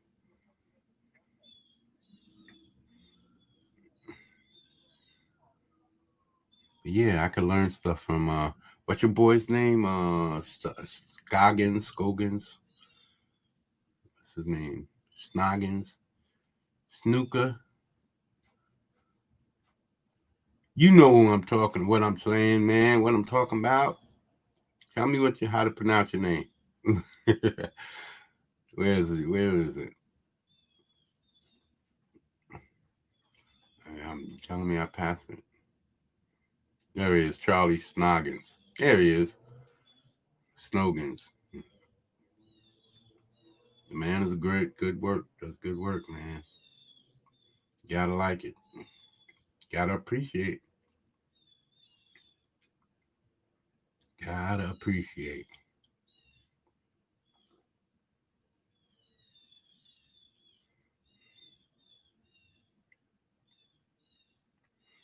Have I ever drawn this kind of position? That's the same type of position that Rob Willis drew Sniper in. From the bottom up like that. He's seen the soles of his feet too. I don't think I ever drew a soles of the feet look up. You look like you got a lot of detail in his face here.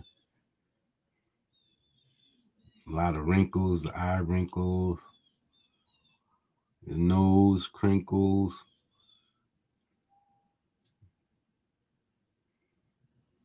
Not a problem. I can handle that, man. You can give him a little lip there. I can handle this, man. I'm telling you, I could draw like this. Well, not like this, but my own style. But I can put up work. I can put up the work, baby. We'll see when my shit drops. And I'm showing you my creatures and my heroes. Well, mine's are gonna be superheroes, not just action heroes. Not just action heroes, Charlie Snoggins. Snoggins. How do you pronounce your name, man? Speak up. I can't hear you. Yeah, this guy's got some good one. Look at how he did the fist. I would have just did the one knuckle, the index finger. I wouldn't have put both fingers up. And I would have tucked this finger under. See? You see, I was telling you guys the other day, tucking this pinky finger, that finger gets tucked under. right where he got that shadow and the light, that gets tucked under. You're not supposed to see the tip of the finger. Got to tuck that away. And he's got the wrong angle on that knuckle too. It's got to go straight across. See how it goes across here? Right here is too round. It's gotta go straight across, man. Gotta go straight across. I gotta teach you something. I gotta learn you that poem. Learn that poem. Learn that poem. For all you Little Rascals fans. High up on the daffodil, I stumbled down and broke my crown and scratched my widow chin. I don't remember which one, but it was the one with Miss Crabtree and this kid who was supposed to be a badass, and she was going to take them all to the amusement park, but he made a mistake and he had to write this. He had made fun of this other kid writing this little sissy poem for Miss Crabtree, and he had to recite that in front of the whole class. This little wimpy a poem that this little wuss kid wrote for Miss Crabtree in order to go on the trip with everybody. So he finally broke down and had to recite that. And I remember that. I haven't seen The Little Rascals, even though I have the DVD I bought last year, but I haven't watched them yet. I haven't watched not one episode. I gotta get the one with Stymie and making the oatmeal, and that sucker was going wimp, wow, or the one with the donkey. Come on, algebra, this ain't no place for you. I love those cartoons, man. I mean, those shows. They're not cartoons, but I love those shows. Of course, I love Stymie and Buckwheat and all of those guys. But I loved Alfalfa too, and I love the young Spanky, the older Spanky. I didn't really like him too tough. But I think the one that I liked the most was Weezer. We went Fatal, and here's U.S. Assassins. U.S. Assassins, you got to get up on that. He's Mark Polton. He's a co-writer for the first couple of Graveyard Shifts, if I'm not mistaken. And this is his U.S. Assassins. And you got to get up on this guy. This guy can look like he got some decent artist. It's not he's not John Malin. Not Aaron Alfici, but he got some technique. He'll improve if he's up to it. You can see the detailing he's got in the face here. I'm not going to knock him because I'm not going to say anything negative because he's an up-and-comer. I'm not going to give any critiques because he's an up-and-comer, and I'm not trying to put any roadblocks in front of homie. My opinion don't matter. It's your opinion that matters. So I won't be pointing out anything that I think because it's not up for me. I'm not going to put any hurdles in front of homeboy. It's not my job as a comic skater. I think it's decent work, man. He's got some stuff to learn, but he's decent. Guy's decent. It's up for you guys to see whatever value and back it, man. I don't know the story. Let me see. U.S. Assassin.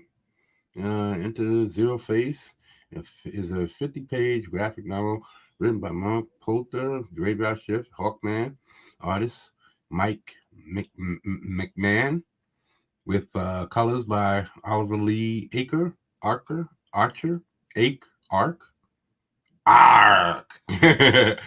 Okay. Ars? Is it Ars? Is it Oliver Lee Ars? Oliver Lee Ars? Ars. It's Oliver Lee Ars. What do you think I'm going to be responsible for all this? Okay, new villains unite to take down government super agent Joe Knight in a story inspired by action films The Raid, Bruce Lee's The Game of Death, and when Joe awakens in the basement of a building, he must work his way up each level. Okay, it is the Game of Death. Okay. Uh, okay. Up the levels, a mysterious man from the past and ahead uh, of this is at the head of this, and it leads Joe to think back to his past as a young recruit of the U.S. Assassins Program, where he is trained by Sensei Steel. Sensei Steel? Okay. Um, the art of this book is 100% complete. And by me, okay, I don't have to know all of that. I just wanted the story, a quick breakdown on the synopsis. I don't know how I'm gonna do that because Might is not. How am I gonna break down a synopsis for Might? Because this is an introduction of a superhero universe. I just can't tell you the story because it's multiple stories. It's story after story. It's going to be a universe that I'm introducing to you. So, and I'm starting from the ground floor. I'm trying to show you a skyscraper all the way up to the penthouse, right? But I have to start at the ground floor. Matter of fact, I got to start in the basement. Or I might start on the ground floor and the basement, and all of the little nooks and crannies in the basement are going to be all of my supplementary and side stuff. So the beginning of my story is this asteroid back in the 60s, and then we'll start in present day. But that's the start. How his Mike's story starts with this. Uh, uh, Not brand, but it starts with this. With the story doesn't start that way, but his story starts with this event that happens back in. And I'm telling y'all because I think this is important for y'all to know that this event where this meteor crashes and this viscous material and that has an effect throughout the duration of the life of Mike's story for forever. I'm going to be telling this story for forever, and you're always going to be seeing the results come back to haunt Mike over and over again from this one event from back in the 60s. This is why I tell y'all this like that. But I'm not drawing up that um, uh, origin story. Not now. I'm going to talk about it. It's going to be like Game of Thrones, where we talk about it, and then maybe in the third book I'll have a supplementary showing it, but it has to have some kind of some reason why he's thinking back to that time. I'm gonna have it like that, and then it's in the main story. Some reason that's bothering him, something's gonna be bothering him, and then he's gonna be considering his life or the history or something. I don't know. Maybe somebody from his past, anything, maybe somebody he thought was dead from that event, something, and then I'll bring all of that back, and uh, and that's when I'll pull out that origin story for Mike. But for the first book, I'm gonna have Nightshade, the female, the Nightshade's origin story and how she came to be, and I should say, but I'm gonna have to get to a certain level so where I can hire somebody to do that story. 10 pages, 20, whatever it might take to get that origin story. But it'll have to be after I get my funding, and I get to a certain level. Like if I can get to 100,000, or I don't know if because I've never done this before, so I don't know how much money that I have to spend for this, that, and the next. I don't know how much it costs for an artist on a fully to pull out those 10 to 20 pages. I can only assume that it's from 200 to 300 per page. Um, but again, I would still have to understand the numbers before I can just commit to, uh, because I'm doing all of the work for the main story. So uh, I know it's going to be difficult for me to do like 200 pages or something like that, because I do want to also do the God tomb with the kids in the tomb and all of that stuff I talked about on story time. If y'all are familiar, I'll bring that up again.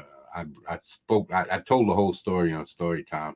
Um, but I want to include that, and that's going to be like a every book that comes out will have God tomb. It'll be like a Twilight Zone, where every time the tomb will show up in another place, it'll be a one shot every time. It'll tell a different story every time. The tomb will come through, bestow powers on people, and just watch the chaos ensue, and then once everything's done, it'll move on to another place, another city, another people, and wreak havoc on their lives. It's a crazy thing, but that's how I intend it to be. And I want, it'll be a free book with every issue that I put out, and then any other supplementals, if I can. Like I said, I'll be doing the stories, and if I can get good quality artists to back me up on might, I'll come out with a book, and then I'll have another artist following me right up uh, with a few months later with the second book, and then the third, if I can get two artists, right? And then I'll come back with the fourth. I don't know if I'll be able to do all of that in 1 year. So say I do the first book, that'll be 118 to 20 pages, right? 100, say 120. 120 for my first book. Then the next two books will be, well, from then on, it'll be 68 pages until a major event happens that I want to put in another 68-page book into the graphic novel, because 3 floppies at 20 something pages will make the 68 pages. And then if there's a major event, one of those books will become a 68-page giant size addition to jump off whatever story event that's coming down that pike at that time. And so that's how I plan on doing it. So it's going to be 120 pages for the first book. I'll probably have to charge $35 for that first book. And then, because I can't bring it back down to $25 and charge you $25. I can't charge $25 for a 120-page book and then drop down to 60 and charge the same $25. People are going to think that they're getting robbed. So I have to charge more. And not only that, I got to think about the rest of Comicsgate. Ethan's doing 48 pages for $20, and a lot of people are doing 48 and 50 and stuff like that. So I gotta think about them too. I can't be undercutting it all of Comicsgate, but just to try and put out my books, So that's the way I feel. I think I don't. You do that in business when you're in competition to get people to buy yours over somebody else, but art is different. You're not going to get somebody to buy yours just because you're charging a different price. They still want to see that art is high quality. So yeah, let's get the brand. And I got 2 more that I want to get to. I got to get back on Ethan's channel doing my moderating job, because I haven't been on there posting these accounts, these comic books the way I used to. I haven't been on the computer that much, so I'm gonna have to start getting in his streams, and he's giving me that wrench for a reason, man. And I was doing my job. I would be posting these suckers like wildfire, burning up his stream. But this is Brand Way of the Gun. This is the second one in in the series. I believe that it was a problem because he put out the book too early.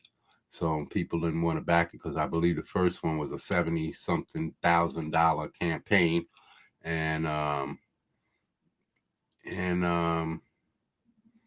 and I think people, I think it had something to do with Critias, and and uh, and the people just got offended for some reason, and they took it out on poor Antonio.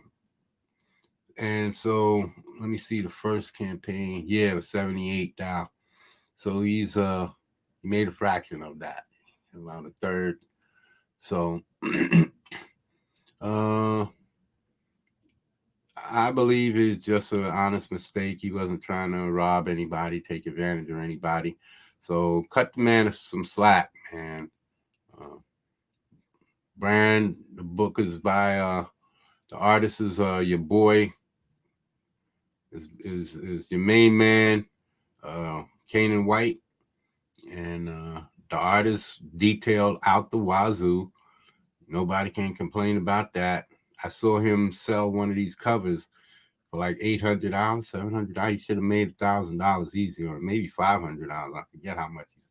Should have got $1,000 easy. I thought that was a very bad. Well, it was a good investment for the person who got the cover, but he should have got more money for that cover. But oh man, did I see this? I don't think I saw this. This is cool.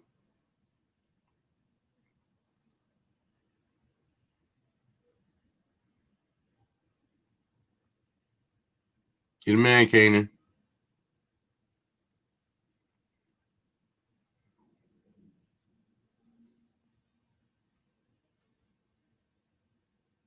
Definitely. Yeah, but this guy's got what it takes, man. Y'all got to get up on top of this book. Get up on this book, and baby, you feel better. Get up on that thing. Back, way to gun, brand, way to gun, and skits. The Sun, book one. It's about some crazy people, right? Crazy man in a crazy world. You know, he's seeing stuff. You don't know what's real or not. I understand it's got 3 books with 3 different types of routes that's taken, telling all the same story, and you can get one of 3 or all of 3 books. He has his unique style of art. I see the quality in it. Definitely high quality art.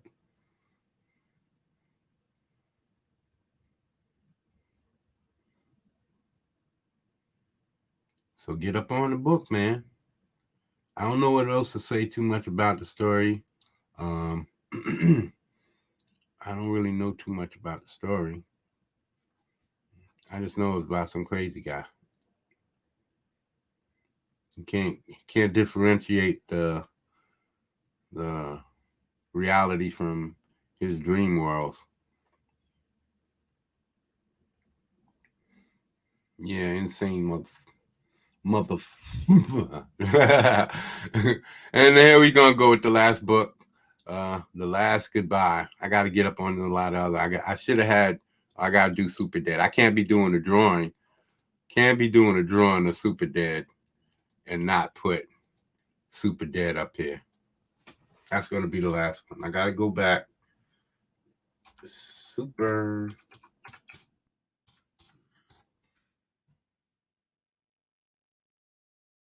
Okay, where is it?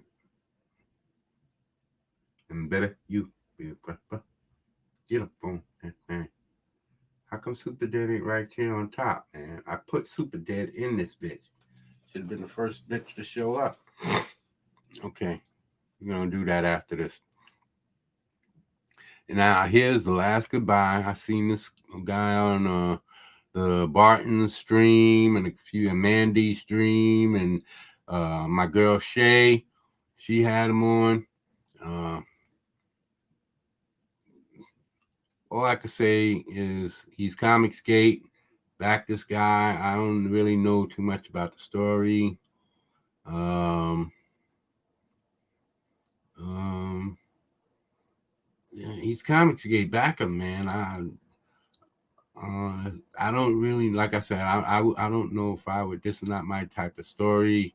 A little bit too. It's a crime story. Yeah, I'm not really into the crimes comics. It's not like I'm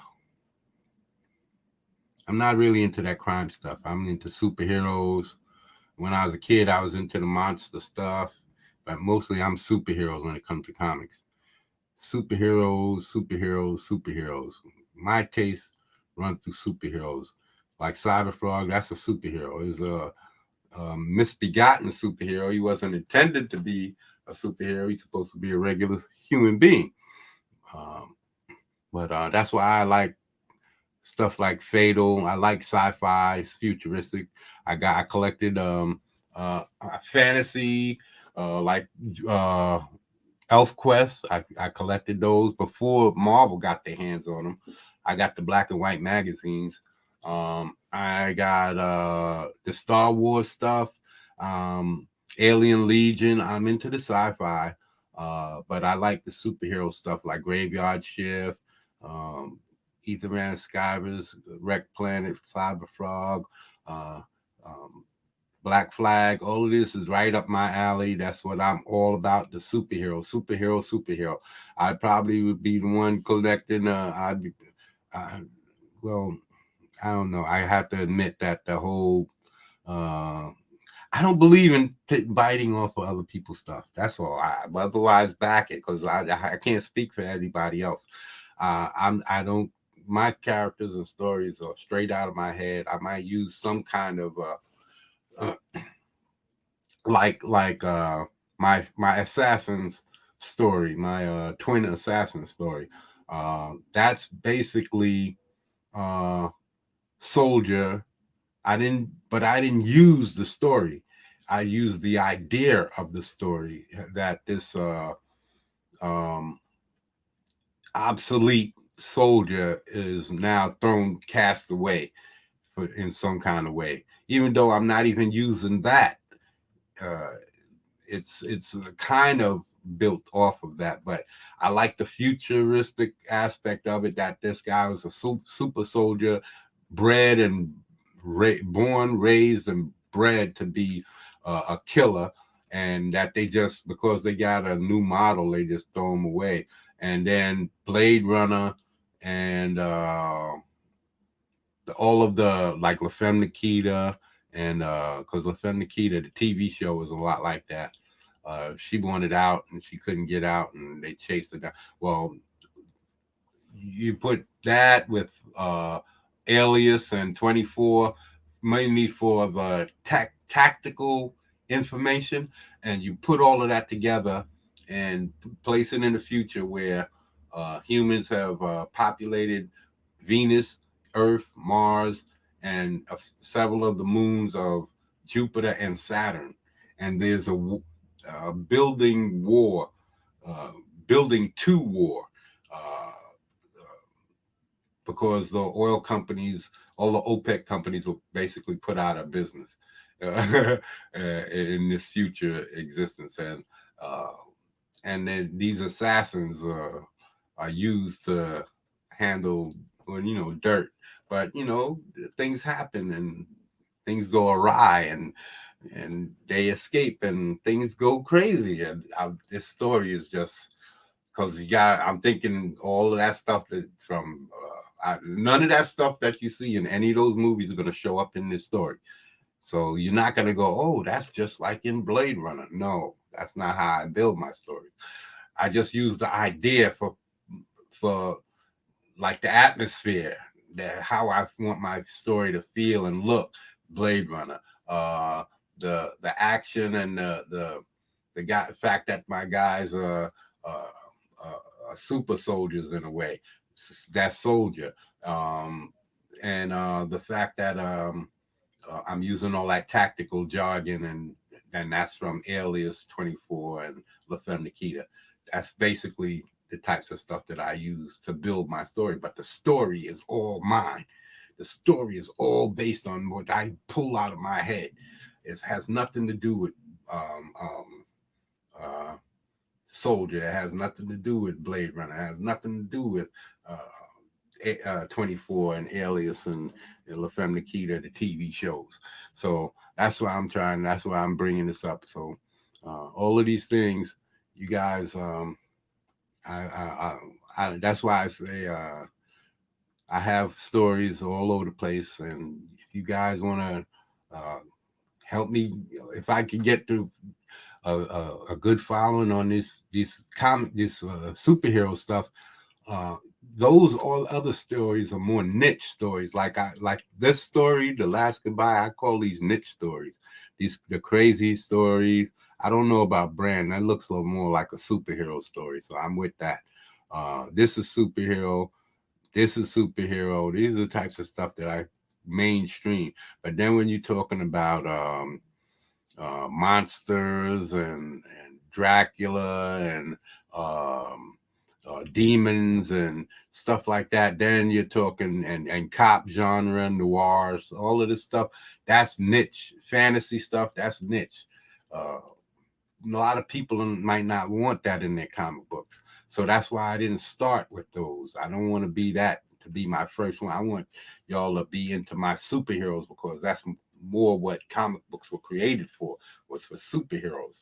And it seems to me that the superheroes do better than anything. And that's what I'm all about, superheroes. These other stories came along because I love the movies. I love the my Stone God story. I love Lord of the Rings, Fire and Ice. Those are both animated movies. I love the real Lord of the Rings. I love those types of Dragon Slayer, all those types of movies. I love that. So that's what made me write that. And then there was this anime that really I guess, focused me to get busy on that story. It's called The Legend of Crystania, and it has like 3 or 4 movie story, and it's just it's perfect for me.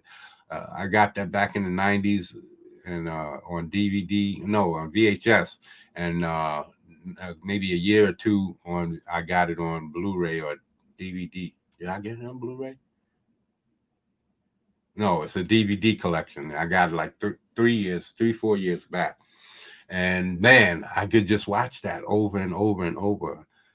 Beings change, mutate from because they worship their gods who have animal totems. And so the people who worship the particular god, they can change into the totem, the animal totem that god that represents their god that they worship. And it's because all of these guys are changing into bears when they fight. They change. The tiger dude is fighting a lion dude, and the lizard dudes are coming in, attacking and fighting all of these other guys. Bird women are coming in and flying and changing into women. It's crazy, and I love that type of stuff. So all of these things from anime, Ninja Scroll, Akira, all of these things influence my creativity. And I can't have all of those influences and then settle on trying to mimic what I've seen some one of them do. I have to create something new. And this, just like Super Dad, she's creating something brand new. She says, this guy, Valor, he destroyed, he saved the city, destroyed this amulet, but the energy got into him and started, it kills him and starts mutating him. And he goes and hides away. Now, I don't know if he was actually buried. I don't remember Mandy ever saying that he was actually buried in the ground and dug his way out. So as far as I know, he just disappeared and started hiding in sewers. So that's why I'm drawing because the one that I was doing was him crawling out of a grave like this guy, but it was different.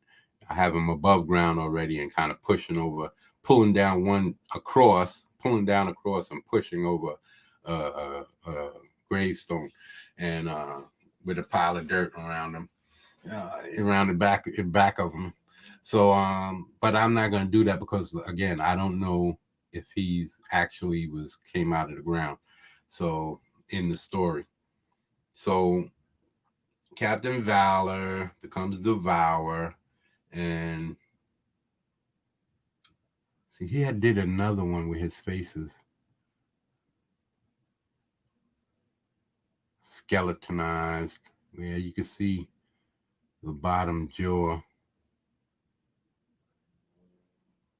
I don't remember where I saw it. I know he showed it in some drawing.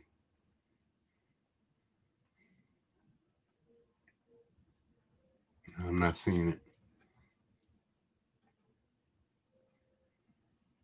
And you can see the bottom jaw. That's not it. That's not what I'm. His mouth was open, and you can see the bottom jaw. I don't know where I saw that drawing. Maybe he has it in his personal stockpile. Oh, he does have lips.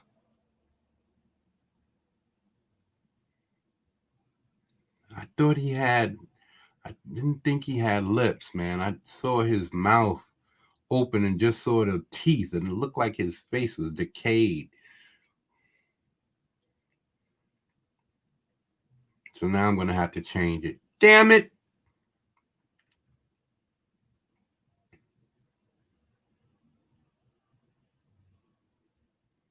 Maybe I'll do something, put some lips on it, and do like what John did. He kind of made it look shriveled up and it kind of tucked under. His lips look tucked under right there. He looked like he got skeleton teeth showing right there. Hard to see, but he definitely got a nose.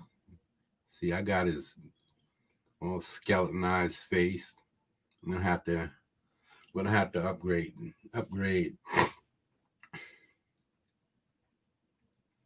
Have to upgrade his look. I could do that tomorrow. Not a big deal. But I remember seeing one where he had more of a skeleton at the bottom jaw. You could see his teeth, the bottom teeth, and it looked more skeletonized. And I'm not seeing that in any of these drawings here. The image that I saw, no, none of these. No. He had shown it where I don't remember. There's been so many streams. But yeah, object is let's get it finished. I could always put another face on him. It won't take but seconds. Put a little mouth on him. Damn it. I like the face the way I did it.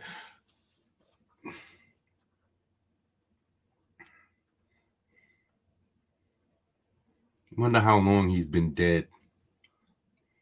I can show some decay. I can show some decay.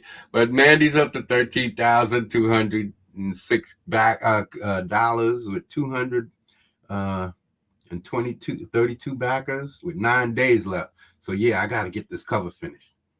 I don't want this to be over before I get this campaign out. Before I get this cover out. Is she on her first 30 days or her second? I don't remember. But if it's the first, then I'll have it ready for the second 30. All right? Definitely have it ready for the second 30. If not, then I'll have it ready by the last day. It'll definitely. I'm hoping. What's today's date? The 4th, 5th? What's today? Hold on. Oh, I can't see. I gotta.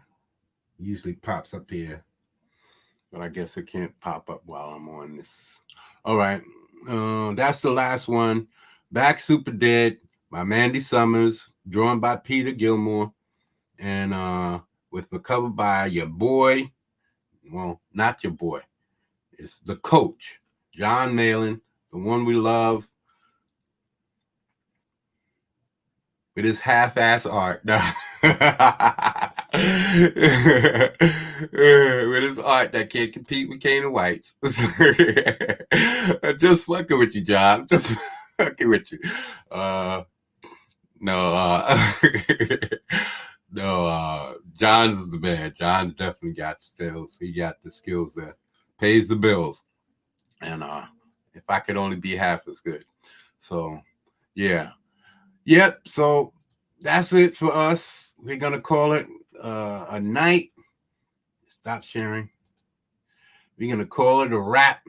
We did our due diligence. We promoted some books for not the very first time. The very first time I did it wrong and I blacked out my screen and I didn't promote anything. I had to delete the whole last half of the video. So it's over 4 hours here, 4.5 hours. So not intended. I'm going to have to organize my streams, do a lot better. More like how EVS does, pop through and bang, bang, bang, bang, bang, pop them suckers in and out and get back to the storytelling and all of that. I'm getting better. I'm going to get better. I'm going to be doing a lot more of this. It just takes, I'm an old dude. I'm what they call a boomer. So I don't call myself, I call myself a banger because I'm serious about my stuff. So yeah. Don't forget Mike. Mike is coming. He's oh, that's right. They won't let me just pull it up like that. I got to